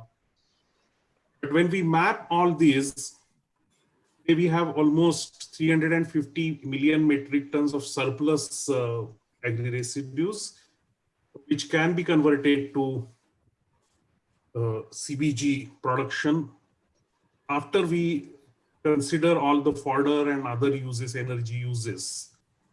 So this is a very good resource that we are sitting on as a nation, and this directly helps the farming community as well as the clean energy objective that we have. This is all cellulosic and a critical feedstock. Quickly coming to a little bit about Praj. We entered into this field closely about 20 years ago, and today we have more than 50 plants, large plants installed across the globe, half of them in India, to produce biogas. Earlier, the concept of CBG was not there. This energy, this clean energy was always used to replace boilers in sugar mills and all. Today, many of them are converting this to produce CBG for better value addition, of course. The key areas where we focus in terms of feedstocks is the agri residues, the farm waste, the sugar mill press mud, and liquid effluents like spent wash, which are organized feedstocks. And our focus is a lot based on the microbiology and advanced engineering putting together. We have an excellent R&D center dedicated to a large group dedicated to CBG production. And this is where we are developing several proprietary processes which are today available commercially. They do help in high quality gas production with large efficiency. So more specifically talking about some of these USPs, what Praj has done is on one side, the sugar mill press mud based technology development. Here, as we know, press mud is a very good feedstock, abundantly available to produce biogas and CBG, but it is very unstable. It's produced only for 5-6 months, and then plants can't operate because it starts degrading on its own where it is stored. So we developed a technology, a microbial technology called PM Stab, which stabilizes the organic matter, and the press mud can be stored around the year without loss of organic matter in a very stable condition. And we look at a very high biogas yield of beyond 130 normal cubic meters per metric ton. On the agri-residue side, now we have commercialized a technology which uses purely microbial treatment to hydrolyze lignocellulose, which is very environment friendly, no energy, no chemicals, and this gives a yield of more than 400 cubic meters. So this is something which these two are the patented IPs of Praj, and they are now commercially available for large plants. Proprietary rumen culture is a research that we have done over the last 7 years to come out with very high yielding methanogens. That is another advantage. We have the organic manures now fortified. Just yesterday we had this notification which has come now from in the Gazette from Ministry of Agriculture to have the fertilizer control order for CBG plants co-product, that is organic manure. I think this is one of the best moves that government has taken as an initiative. And I'm sure that's going to help a long way to promote the CBG plants. We also have introduced a new concept here, which is called as dual plug flow reactor, for which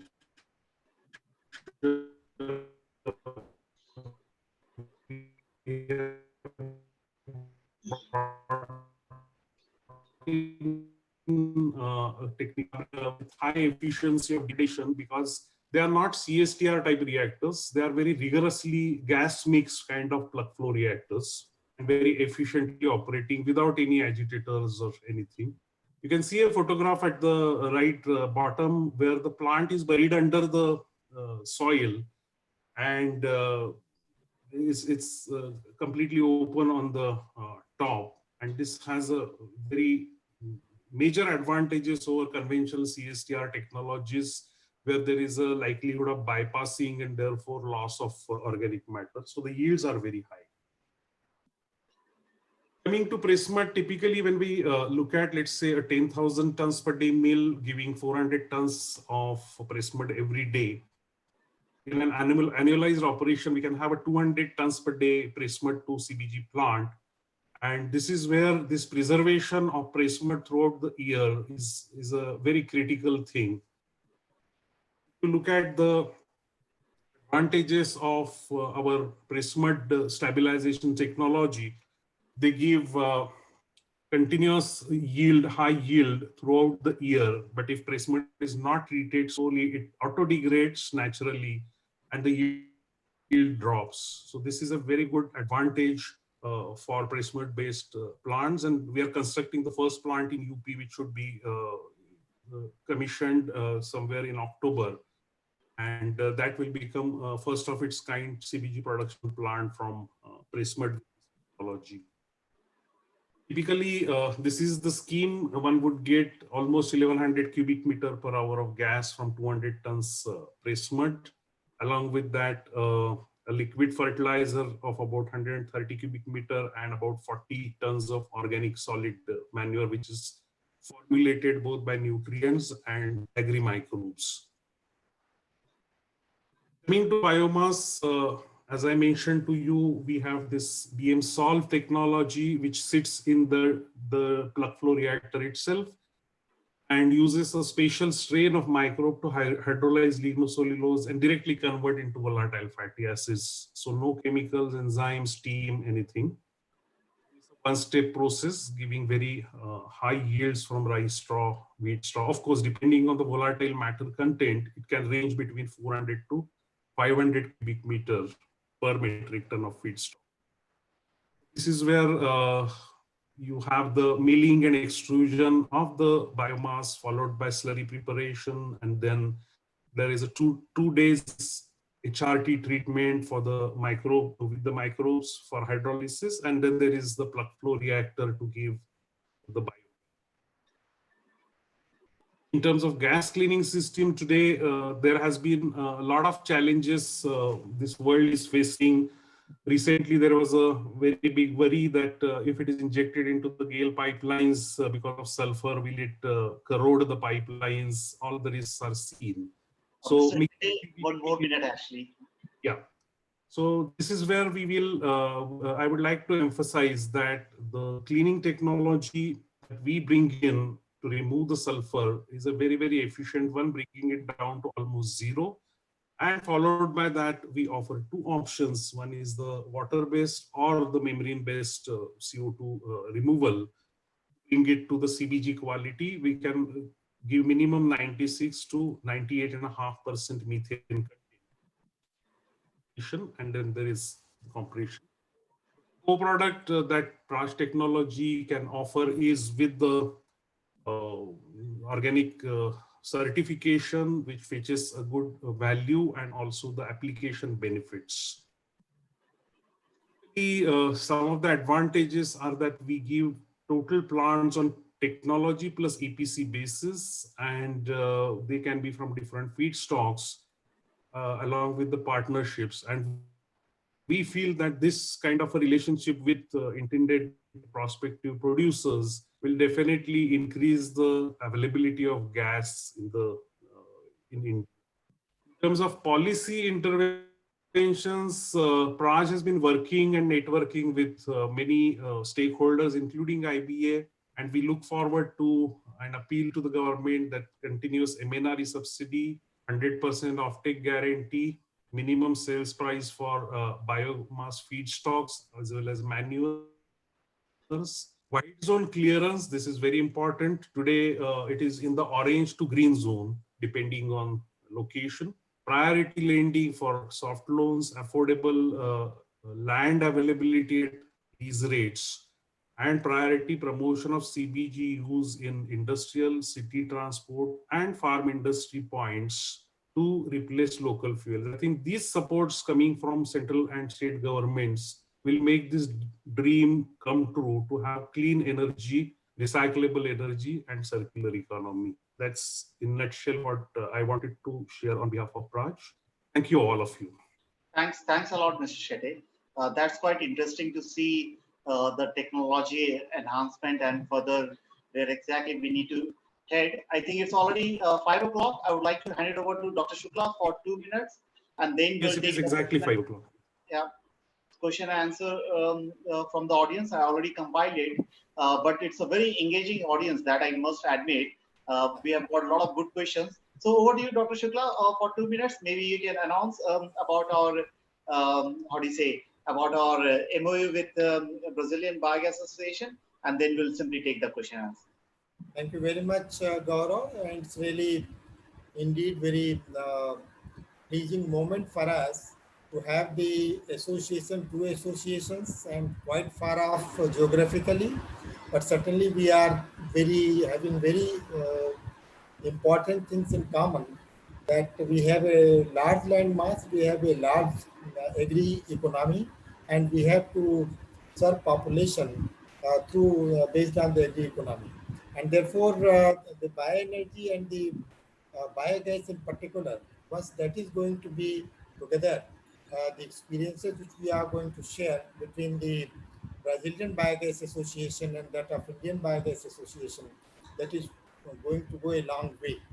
And I really thank Mr. Gabriel for his agreeing to have MOU with us with Indian Biogas Association.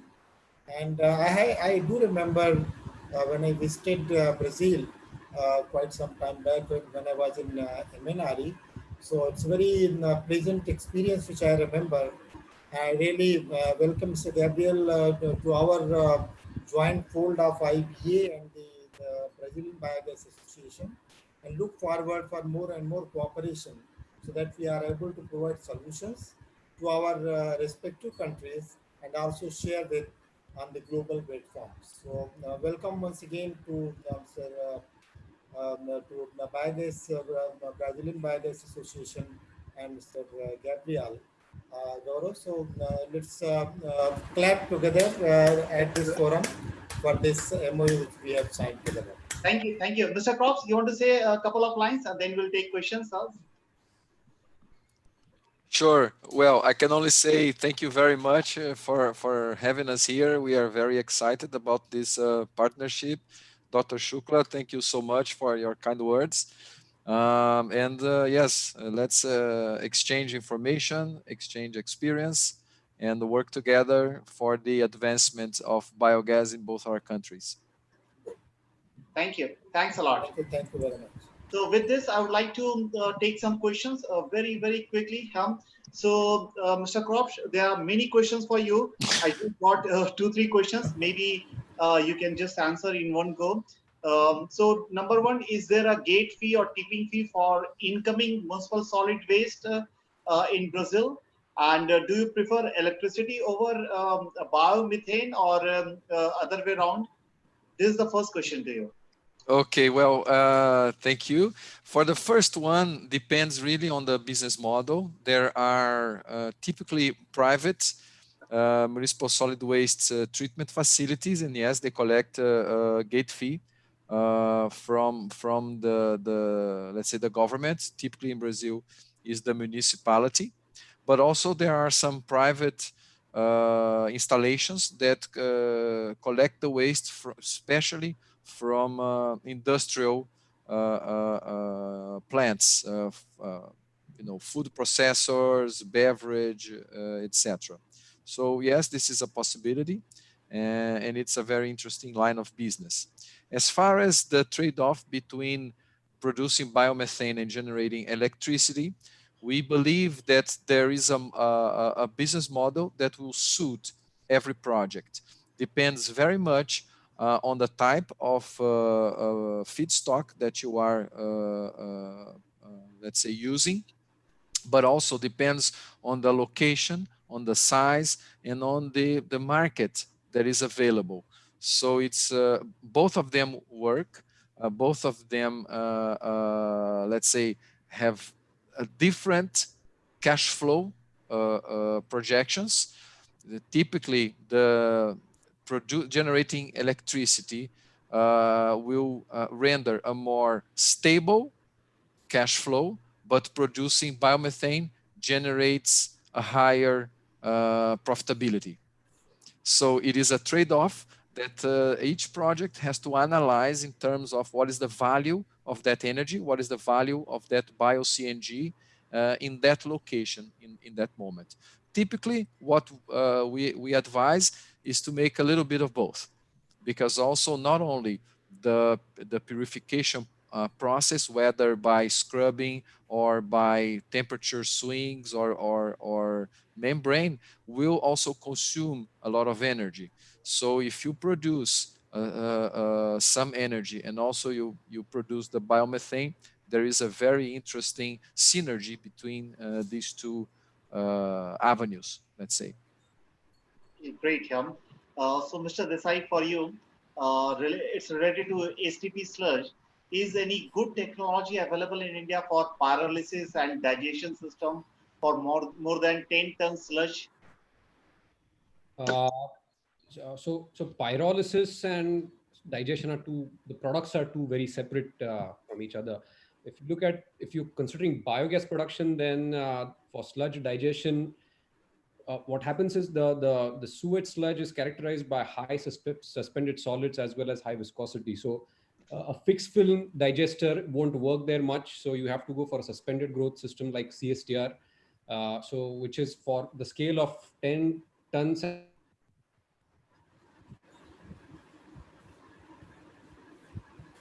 I guess we are losing you. Hello. Yeah. Can you hear us? I I think we lost you. So maybe then in the meantime, Samir, I will come to you. As I told you, there are a lot of. Yeah, we are again. Yes, go ahead, please. We lost you somehow. Okay, sorry. So for pyrolysis, it's a separate. So you produce the product of pyrolysis is completely different. So if you are going for pyrolysis, you have to first dry the sludge, which is quite difficult. It's very energy intensive. So for sludge treatment, the available systems, I think, would be the best. CSTR would be the most suited for now. Okay, great. So next question to Mr. Reggie. Well, it says, how can young entrepreneurs or people enter in bio business? Any tip? And the second question is that what's the subsidy available for installing 5 tons per day biomethanation plant for city waste? Okay, a quick question on that. This is a fantastic field for entrepreneurs, so don't worry. There are these Satat LOIs which are already there. So it would make a lot of sense if you are in a position to take in an LOI, the land, the feedstock, gas offtakes, everything will be taken care of. Don't worry. Finances also be in place. So just get in. Don't lose out. Don't miss the bus. And the bus should also be running on on CBG. That's the other issue. Coming to the central financial assistance, I think that's on the website. So you'll get all the details about the capacity. It's a nice tabular format. So you'll be very clear about what is the central financial assistance which you're getting, or the subsidy that you're getting on this. There are a lot of subsidies, but it's a complicated table. So it's easy to check it out on the website. Thank you. Okay. So Dr. Shukla, there are a lot of policy related questions for you. In fact, there are many questions for everyone, but we can randomly choose and try to answer. But people are asking you that, do you really feel that the ecosystem is right in India as far as the biogas policy is concerned, and people should be ready to invest as such, or do you want some changes in that? You already talked about it in your presentation in detail, but nevertheless. See, as a matter of fact, the government of India has to reposition itself. It's my frank opinion.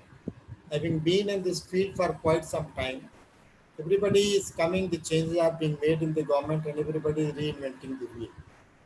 Fact remains that we have to deal with the dirty waste or the dirty material as compared to the solar and wind projects.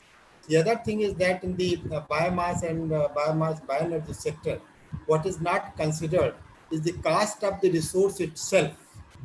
That is the biomass, either it is cultivated, it is used in the origin form, or it is waste is used. Ultimately, it has a cost. You have to collect it, transport it, even that is cost is there.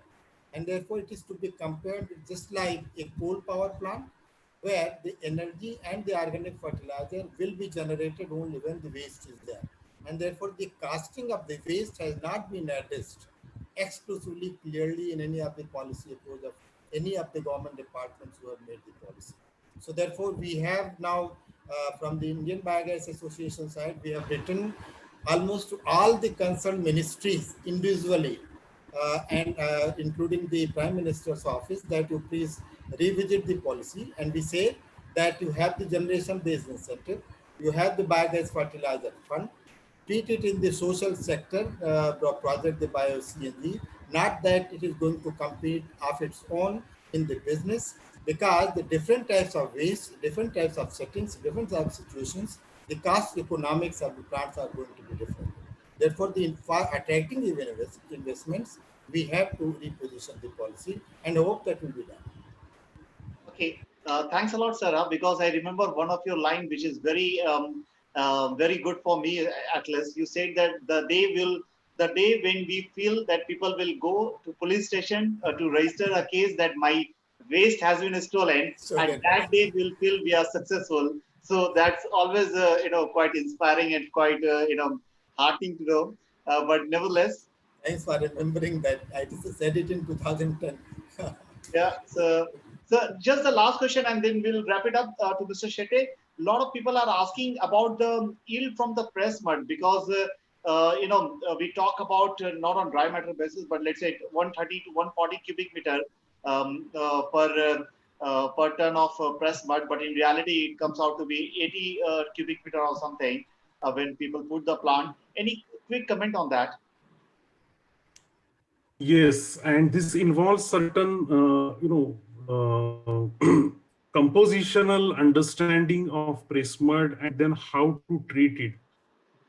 We have been running a lot of demonstration plants which were not based on this new technology, but conventional ones. And for 2 years, we consistently saw at large scale that it never came down below 110 cubic meter.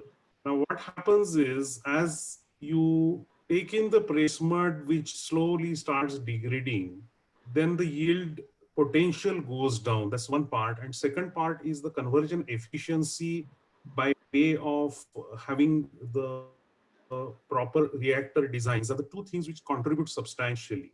So if you maintain the press mud unaffected, just like you preserve food in the freeze, this PM STAP treatment preserves the press mud throughout the year by locking the potential of volatile solids. And then this yield goes up very, very substantially. If it is not done, and we have been working with all the other companies also, we have seen that slowly as the season ends, the yield starts dropping to almost 80, 90 cubic meters per metric ton. But this can be held back if we do the right interventions to the nature of the press mud and also design the reactors in a very different manner to have very high degradation efficiency. It's a combination of these two factors. Okay, interesting, very interesting. With this, I would like to formally end the session and would like to thank all the esteemed panelists. I thoroughly enjoyed it personally as well. And thanks a lot to Ms. Mention, IFAT as well for organizing. And I would like to hand it over to you. Thank you so much, Gaurav. Very interesting conversations. Wish we had more time. I'll quickly go to Robin for the vote of thanks. I'd request the panelists to stay on. We have a special guest from Solid Waste India, Ms. Afreen, who's joined us. After Robin, we will get into the interview questions. Thanks, Santosh. Well, a quick thank you. Thank you, Dr. Shukla, Mr. Siddharth Desai, Mr. Samir Rege. Thank you, Mr. Gaurav Kedia, for intertwining all of this together so very well. Well, Mr. Gabriel, thank you, in spite of the time difference, for joining us. And Mr. Shete, thank you very much for your insights. I'll not keep this long. And we look forward to your support and meet you in person while your part comes back in its full glory. I hand it over for, and I'd like to thank all the attendees for joining us. We saw the attendees right through from the start until the very end. They have been intact, thanks to all the interesting conversation that you panelists gave us. And thanks for all the interaction on chat. Well, with that, we officially end this panel session. However, we have a media dialogue with Santosh will take us through. And for the attendees, you could stay on or you could leave. Thank you very much. Thank you. Thanks a lot. Okay, thank you. I'd like to introduce all our panel to Ms. Afreen Kidwai. She's from Solid Waste India. I wouldn't go at length introducing you, Afreen. I think you should do it yourself, and then we get into the interview. Thank you so much. I'm Afreen. I edit a website called Solid Waste India. We're a news and information website on waste management issues. And it's a pleasure. It's been a lovely evening listening to all of you. And I've got most of what I wanted during the course of this panel discussion. However, I have a few pointed questions for each of you. And I think I'll just begin with Mr. Gabriel because I know the time difference is such. And, then he can go if he thinks he's answered my questions. Mr. Gabriel, you all have got into this tie-up with the Indian Biogas Association, and there is going to be so much that you can give to our country in terms of information, in terms of training.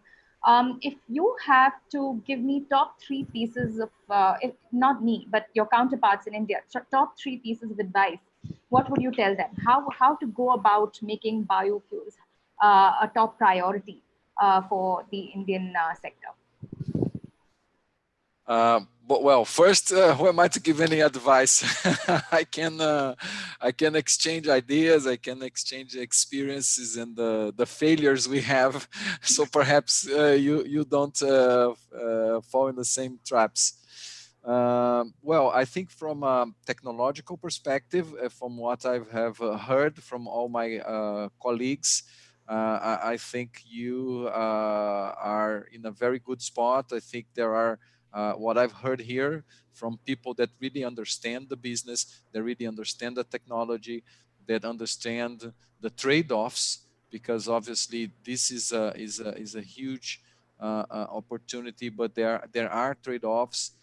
I would say that an important piece, at least for us here in Brazil, has been the, let's say, all the legal framework that I touched very briefly on my presentation. We as an association, we do not, let's say, we advocate for market mechanisms to incentivize the production and the distribution of biogas and bio-CNG. We believe that these market mechanisms, they are more, let's say, resilient and also more durable than in our environment, the government subsidies. I mean, we have a very particular political situation, which is, each country is going to be different. So what we are afraid is that if we depend too much on government subsidies, when the subsidies go away, then the industry will go away as well. And this has happened in the past with other industries and has had a tremendous effect. So we really believe on developing these market mechanisms, such as the carbon credits. Yeah. Obviously, it is important to have the government to incentivize and to encourage these new projects when the industry is just being born. Of course, you need the government to step in and help, but really this has to be the first nudge. Yes, but after, we are strong believers that the industry should walk on their own 2 feet. And we should use technology and creativity to find these solutions to monetize this. So when we talk about using all the waste from the industry, the industries, they should understand that this is a line of revenue to them. Sustainability is not working purely for the environment and for the good of others. Sustainability has to do with profitability as well, because it is the profit that will sustain the company in the long run, and it will sustain the market in the long run. So we have to cross this bridge, let's say, of the sustainability and the sustainability speech, and also to let's say, bring, especially in Brazil, where most industries are located in the south of the country, to diversify this geographic dispersion of the industry, and take the industrialization to the countryside, where it is necessary for the economy and also to generate jobs. So this is what I could share, let's say, in a few moments. Yes, no, thank you. It's quite overarching. You've given a good outline. And this would take me to my question to Mr. Shukla. One thing that Mr. Gabriel mentioned is, I'm sorry, there's a lot of noise coming from the background. Is someone could please mute? Just a minute, Afri. Yeah. Manali, are you online? Manali, you there?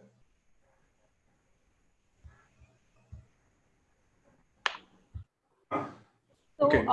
one thing that Mr. Gabriel has mentioned in his presentation. Mr. Shukla. Okay. And something I would like to ask you here in India, I think there's a difference in the recognition of waste as a resource, which is absent. The passion that they have in Brazil, do you see that in India? Do you see that as a big hurdle in the activities that you all are carrying out to kind of promote biofuels?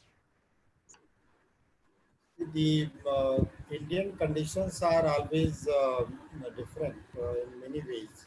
Yeah. Because we have lot of population and we have lot of owners of the waste.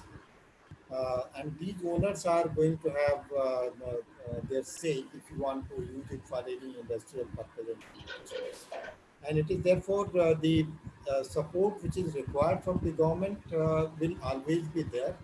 Reason being that the outputs which are there from this technology is three. One is the gaseous fuel in the energy form, another the organic fertilizer, and third is the waste treatment itself, and fourth the greenhouse gas emission. So what we have done recently from the Indian Biogas Association side, we have estimated and we have found, and that is how we have written to the government departments recently. We have estimated that if all these four outputs are monetized, and then after monetization they are taken together, then we will find that the investment which the government we are asking for, the form of generation-based incentive and creation of the biogas fertilizer fund, that will be more than that what we are going to get the output. Only thing is that being the social sector kind of setting or the projects, it is not getting added by one single ministry. So different ministries, they are looking at from just like elephant. Yes. So elephant, everybody is seeing from different parts, so only that is the elephant. And that is what is happening. So what I am trying to, from the Indian Biogas Associations, I have to put forth to the government and to the highest, including the Niti Aayog and the Prime Minister's Office, Ministry of Finance, for the first time we have written from the association, saying that please look at it as elephant.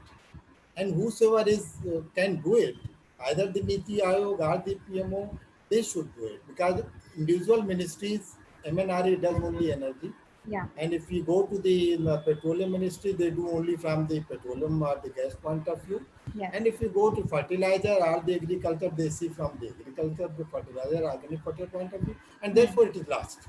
And since I have been the insider, I put all my life in the renewable energy sector in MNRE, in government, and therefore I know the ins and outs. I know the story and the history, how it has gone. And I have seen the moments when in MNRE there were 3 days meeting, all India meeting with all the state governments, and 2 days and sometimes 2.5 days of that was spent on the biogas itself. That was the situation. Then the scenario changed. I have seen how the scenario has changed. When I was looking at the planning, the then secretary said, Dr. Shukla, you see, biogas is moving in any case. Why not to put some funds from the MNRE towards the electricity generation side? And that is where the twist started. Now the MNRE is the electricity generation ministry. They don't talk of energy, though energy is in their name. Yeah. But energy, they are not putting proper emphasis on that. So, but I do believe since there is a potential, there is a requirement, and I'm firm believer of that and compassionate for that, that if you want to survive at all, human being, we have to take care of our waste, especially in urban cities. If waste is not treated, our survival is in danger. We cannot survive. And this is the only technology. The biomethanation or the biogas technology is the only technology which handles the liquid waste, the solid waste, loose and leafy biomass waste, and in the most economical manner as compared to another options.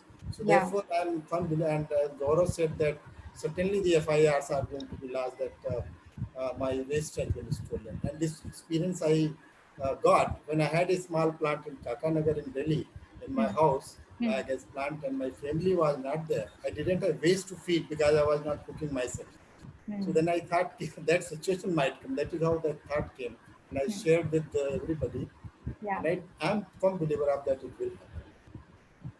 Okay, so coordination between ministries is, I think, one main takeaway which I have from what you spoke about and presented. I have a question. Ms. Afrin, on the same point, I would like to add to Dr. Shukla what he said. Yeah. If you see the Gazette document of the Biofuels Policy 2018, Hmm. there are 10 ministries responsible for executing that and 2 departments. Hmm. So the whole purpose gets lost in such a maze. So that's what Dr. Shukla mentioned. That has to be simplified and given a more simplified, direct accountability. That's very important. Absolutely. Thank you, sir. And Mr. Rege, actually, what Mr. Shukla said, waste as gold is something you said, your company's name means waste is gold. We have a long way to actually even get there. So my question to you directly is that, there is a tremendous potential to harvest bioenergy from municipal solid waste and collect methane from landfills. But in India, a majority of the landfills, actually, I think most of them, don't even have landfill gas recovery systems. How can you take steps to address these kind of gaps? Very basic steps to kind of address these problems in generating biofuels from municipal solid waste. It's a very interesting question, because yes, we are generating waste. Wealth from waste, but only we know how deep you need to dig to get to that gold. So yes, I'd like to just give you one simple thing. There is a big demand driver now coming from the government. This is the first time in the last month where I have actually attended a webinar and a discussion with ministry on legacy waste. This has never even been talked about. So number one, government drives are there. Government is a big driver now to ensure that legacy waste and all these dump sites will, that's one. The second thing is the rules are fantastic in our country. The MSW rules 2016 are fantastic. All is proper implementation. If we just follow the rules and implement it in that fashion, things will be done. Now, how to tap landfill gas, how to cover it, how to extract the gas and use it, all that is very clearly mentioned. The technology is available, the people are available. It's just a question of getting 2 and 2 together and make it 5, not 4. So implementation, the key is implementation. In fact, Mr. Desai, you had talked, your presentation was very interesting, was very different from normally what I do. Municipal solid waste is what I cover. But you talked about thinking out of the box and generating biofuel from liquids. I would like, that whole just makes me think, this whole point of yours, we're clearly not thinking out of the box. Maybe we need to create a whole enabling environment so that we learn to harness technologies and the potential in places we previously did not think of. Yes. So, generating liquid from generating bioenergy, I would put it in a broader sense, from liquids is not something that is new. As I said, from municipal wastewater or municipal sewage plants, people often, companies are often generating energy, but that is from the sludge. So first you generate the sludge, then so if it effectively it's a solid biomass that from which you're extracting energy. Yeah. What I was referring to is more direct treatment of the liquid, wherein it's possible to extract energy from the liquid itself. The technology is it is a challenging technology because the dry matter which is contributing to the biogas generation is wrapped around in by H2O molecules all around. So extracting that is a challenge. But with the high rate digesters, what typically are some companies are also doing it in India. There are challenges to execute that, but you would typically have you can see a net energy surplus plant also if the systems are correctly deployed in those applications. Also, the industrial wastewater or industrial high strength water that it's characterized with, there what happens is in India currently the norms are very skewed towards thermal treatment, what we call as zero liquid discharge. It's a very fancy word that they use, which is effectively for multi-effect evaporation systems, where you put in a lot of thermal energy, you evaporate, you effectively, what we learned in 3rd and 4th grade, that you distill water, you condense it and then use it, which is extremely energy intensive. That approach has somehow taken precedence over something that is more logical and more technologically possible nowadays, which is, as I said, the high rate anaerobic systems.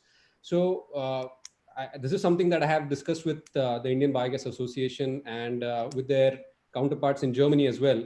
So with global collaboration and cooperation with Brazil, with European biogas associations, if we can get those technologies to India, there are companies who are doing that, but at a very fragmented level. It has to be a more consolidated policy level approach to ensure that every refinery, every dairy, every textile unit, every pharma unit is putting in a water recovery plant rather than calling it an effluent treatment plant. You should call it a water recovery plant. When you are recovering water and using it in your process again. So, there has to be a lot of policy intervention required in that level, and to achieve that, there has to be a lot of technological backing, which I believe a lot of collaboration like the Brazil and the European German Biogas Association, what they have can do. So that's a strong opinion. It can be done. It's being done by a lot of people, but there has to be a concerted push towards that. And we still have a long way ahead. Mr. Kedia, do you want to tell me a little bit about your association and kind of some recent initiatives which you want me to highlight in our article? Okay, so as the name suggests itself, we are mainly focusing on biogas. But for us, biogas is not only the biogas. Biogas is a mean to treat waste. Biogas is a mean to provide, energy. Biogas is a mean to provide the, inclusiveness, also the job, also the women empowerment. And also what Dr. Shukla actually coined when he was in MNRE, he said that it's a biogas fertilizer plant. So we are also equally emphasizing on the fertilizer part of the biogas plant, and of course we can talk about many more things. And when you talk about Atmanirbhar Bharat or Swachh Bharat or something like this, so that's what we are doing. To be honest, we are saying that it's a single point solution when you talk about so many problems as such. But as we are talking that there is something called theoretical solution and there is something called practical solution. So we really need to bridge this gap as such. And for that only, policy is one thing. We can really come out with a lot of policy, but the enforcement or the implementation, what has been talked right now, is something which is very important. And this is where we come in picture. Whenever we talked about such kind of thing, we always say that we break it down in three different verticals. Number one is the technical vertical. Number two is the financial vertical. And number three is the social vertical, policy and even different kind of social engineering models that falls under this social vertical. So we try to really model it out. We try to really talk from the solution point of view.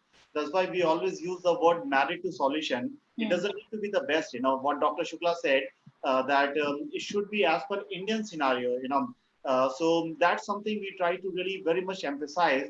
I mean, I was in Germany for many years, but if we do the copy paste, this will really is going to fail. In fact, you can just write it down, especially in the sector where the social angle plays a big role. India is a relationship driven society. All the time we talk about it. We need to figure out a model which is a win-win situation, not only the system. Of course, you need the system.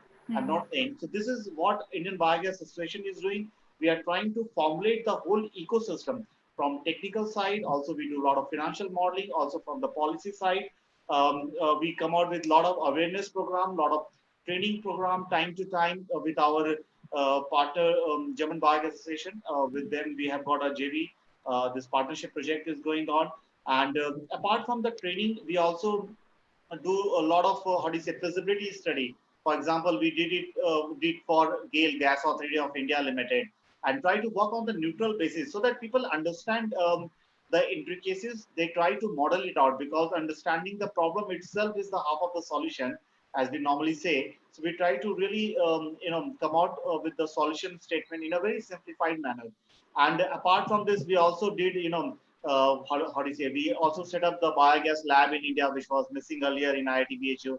As Dr. Shukla was saying, time to time we are arranging all this kind of webinar, working very closely with MNRE, Ministry of New and Renewable Energy. So once again, I would say we are doing everything to make it possible on ground when you talk about the biogas or waste to energy solution. Great.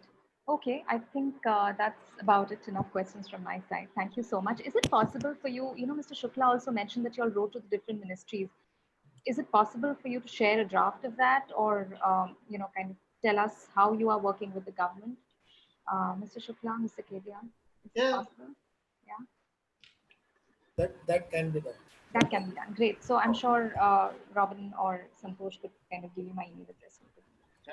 Thank you so much. Thank you, Afreen, for Thank you doing so this. much. It Thank was you really very much. short Thank notice. Thank you all the panelists. We'll stay in touch. We'll continue the conversations on LinkedIn.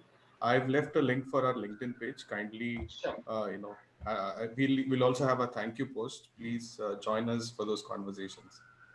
Thank you so much. Thanks, everyone. Thank you. Thank you. Bye. Thank you very much. Thanks, Afri. Thanks. Bye-bye. Thank you all. Bye-bye. Thanks, Vivek. Very nice to see you all. Thank you.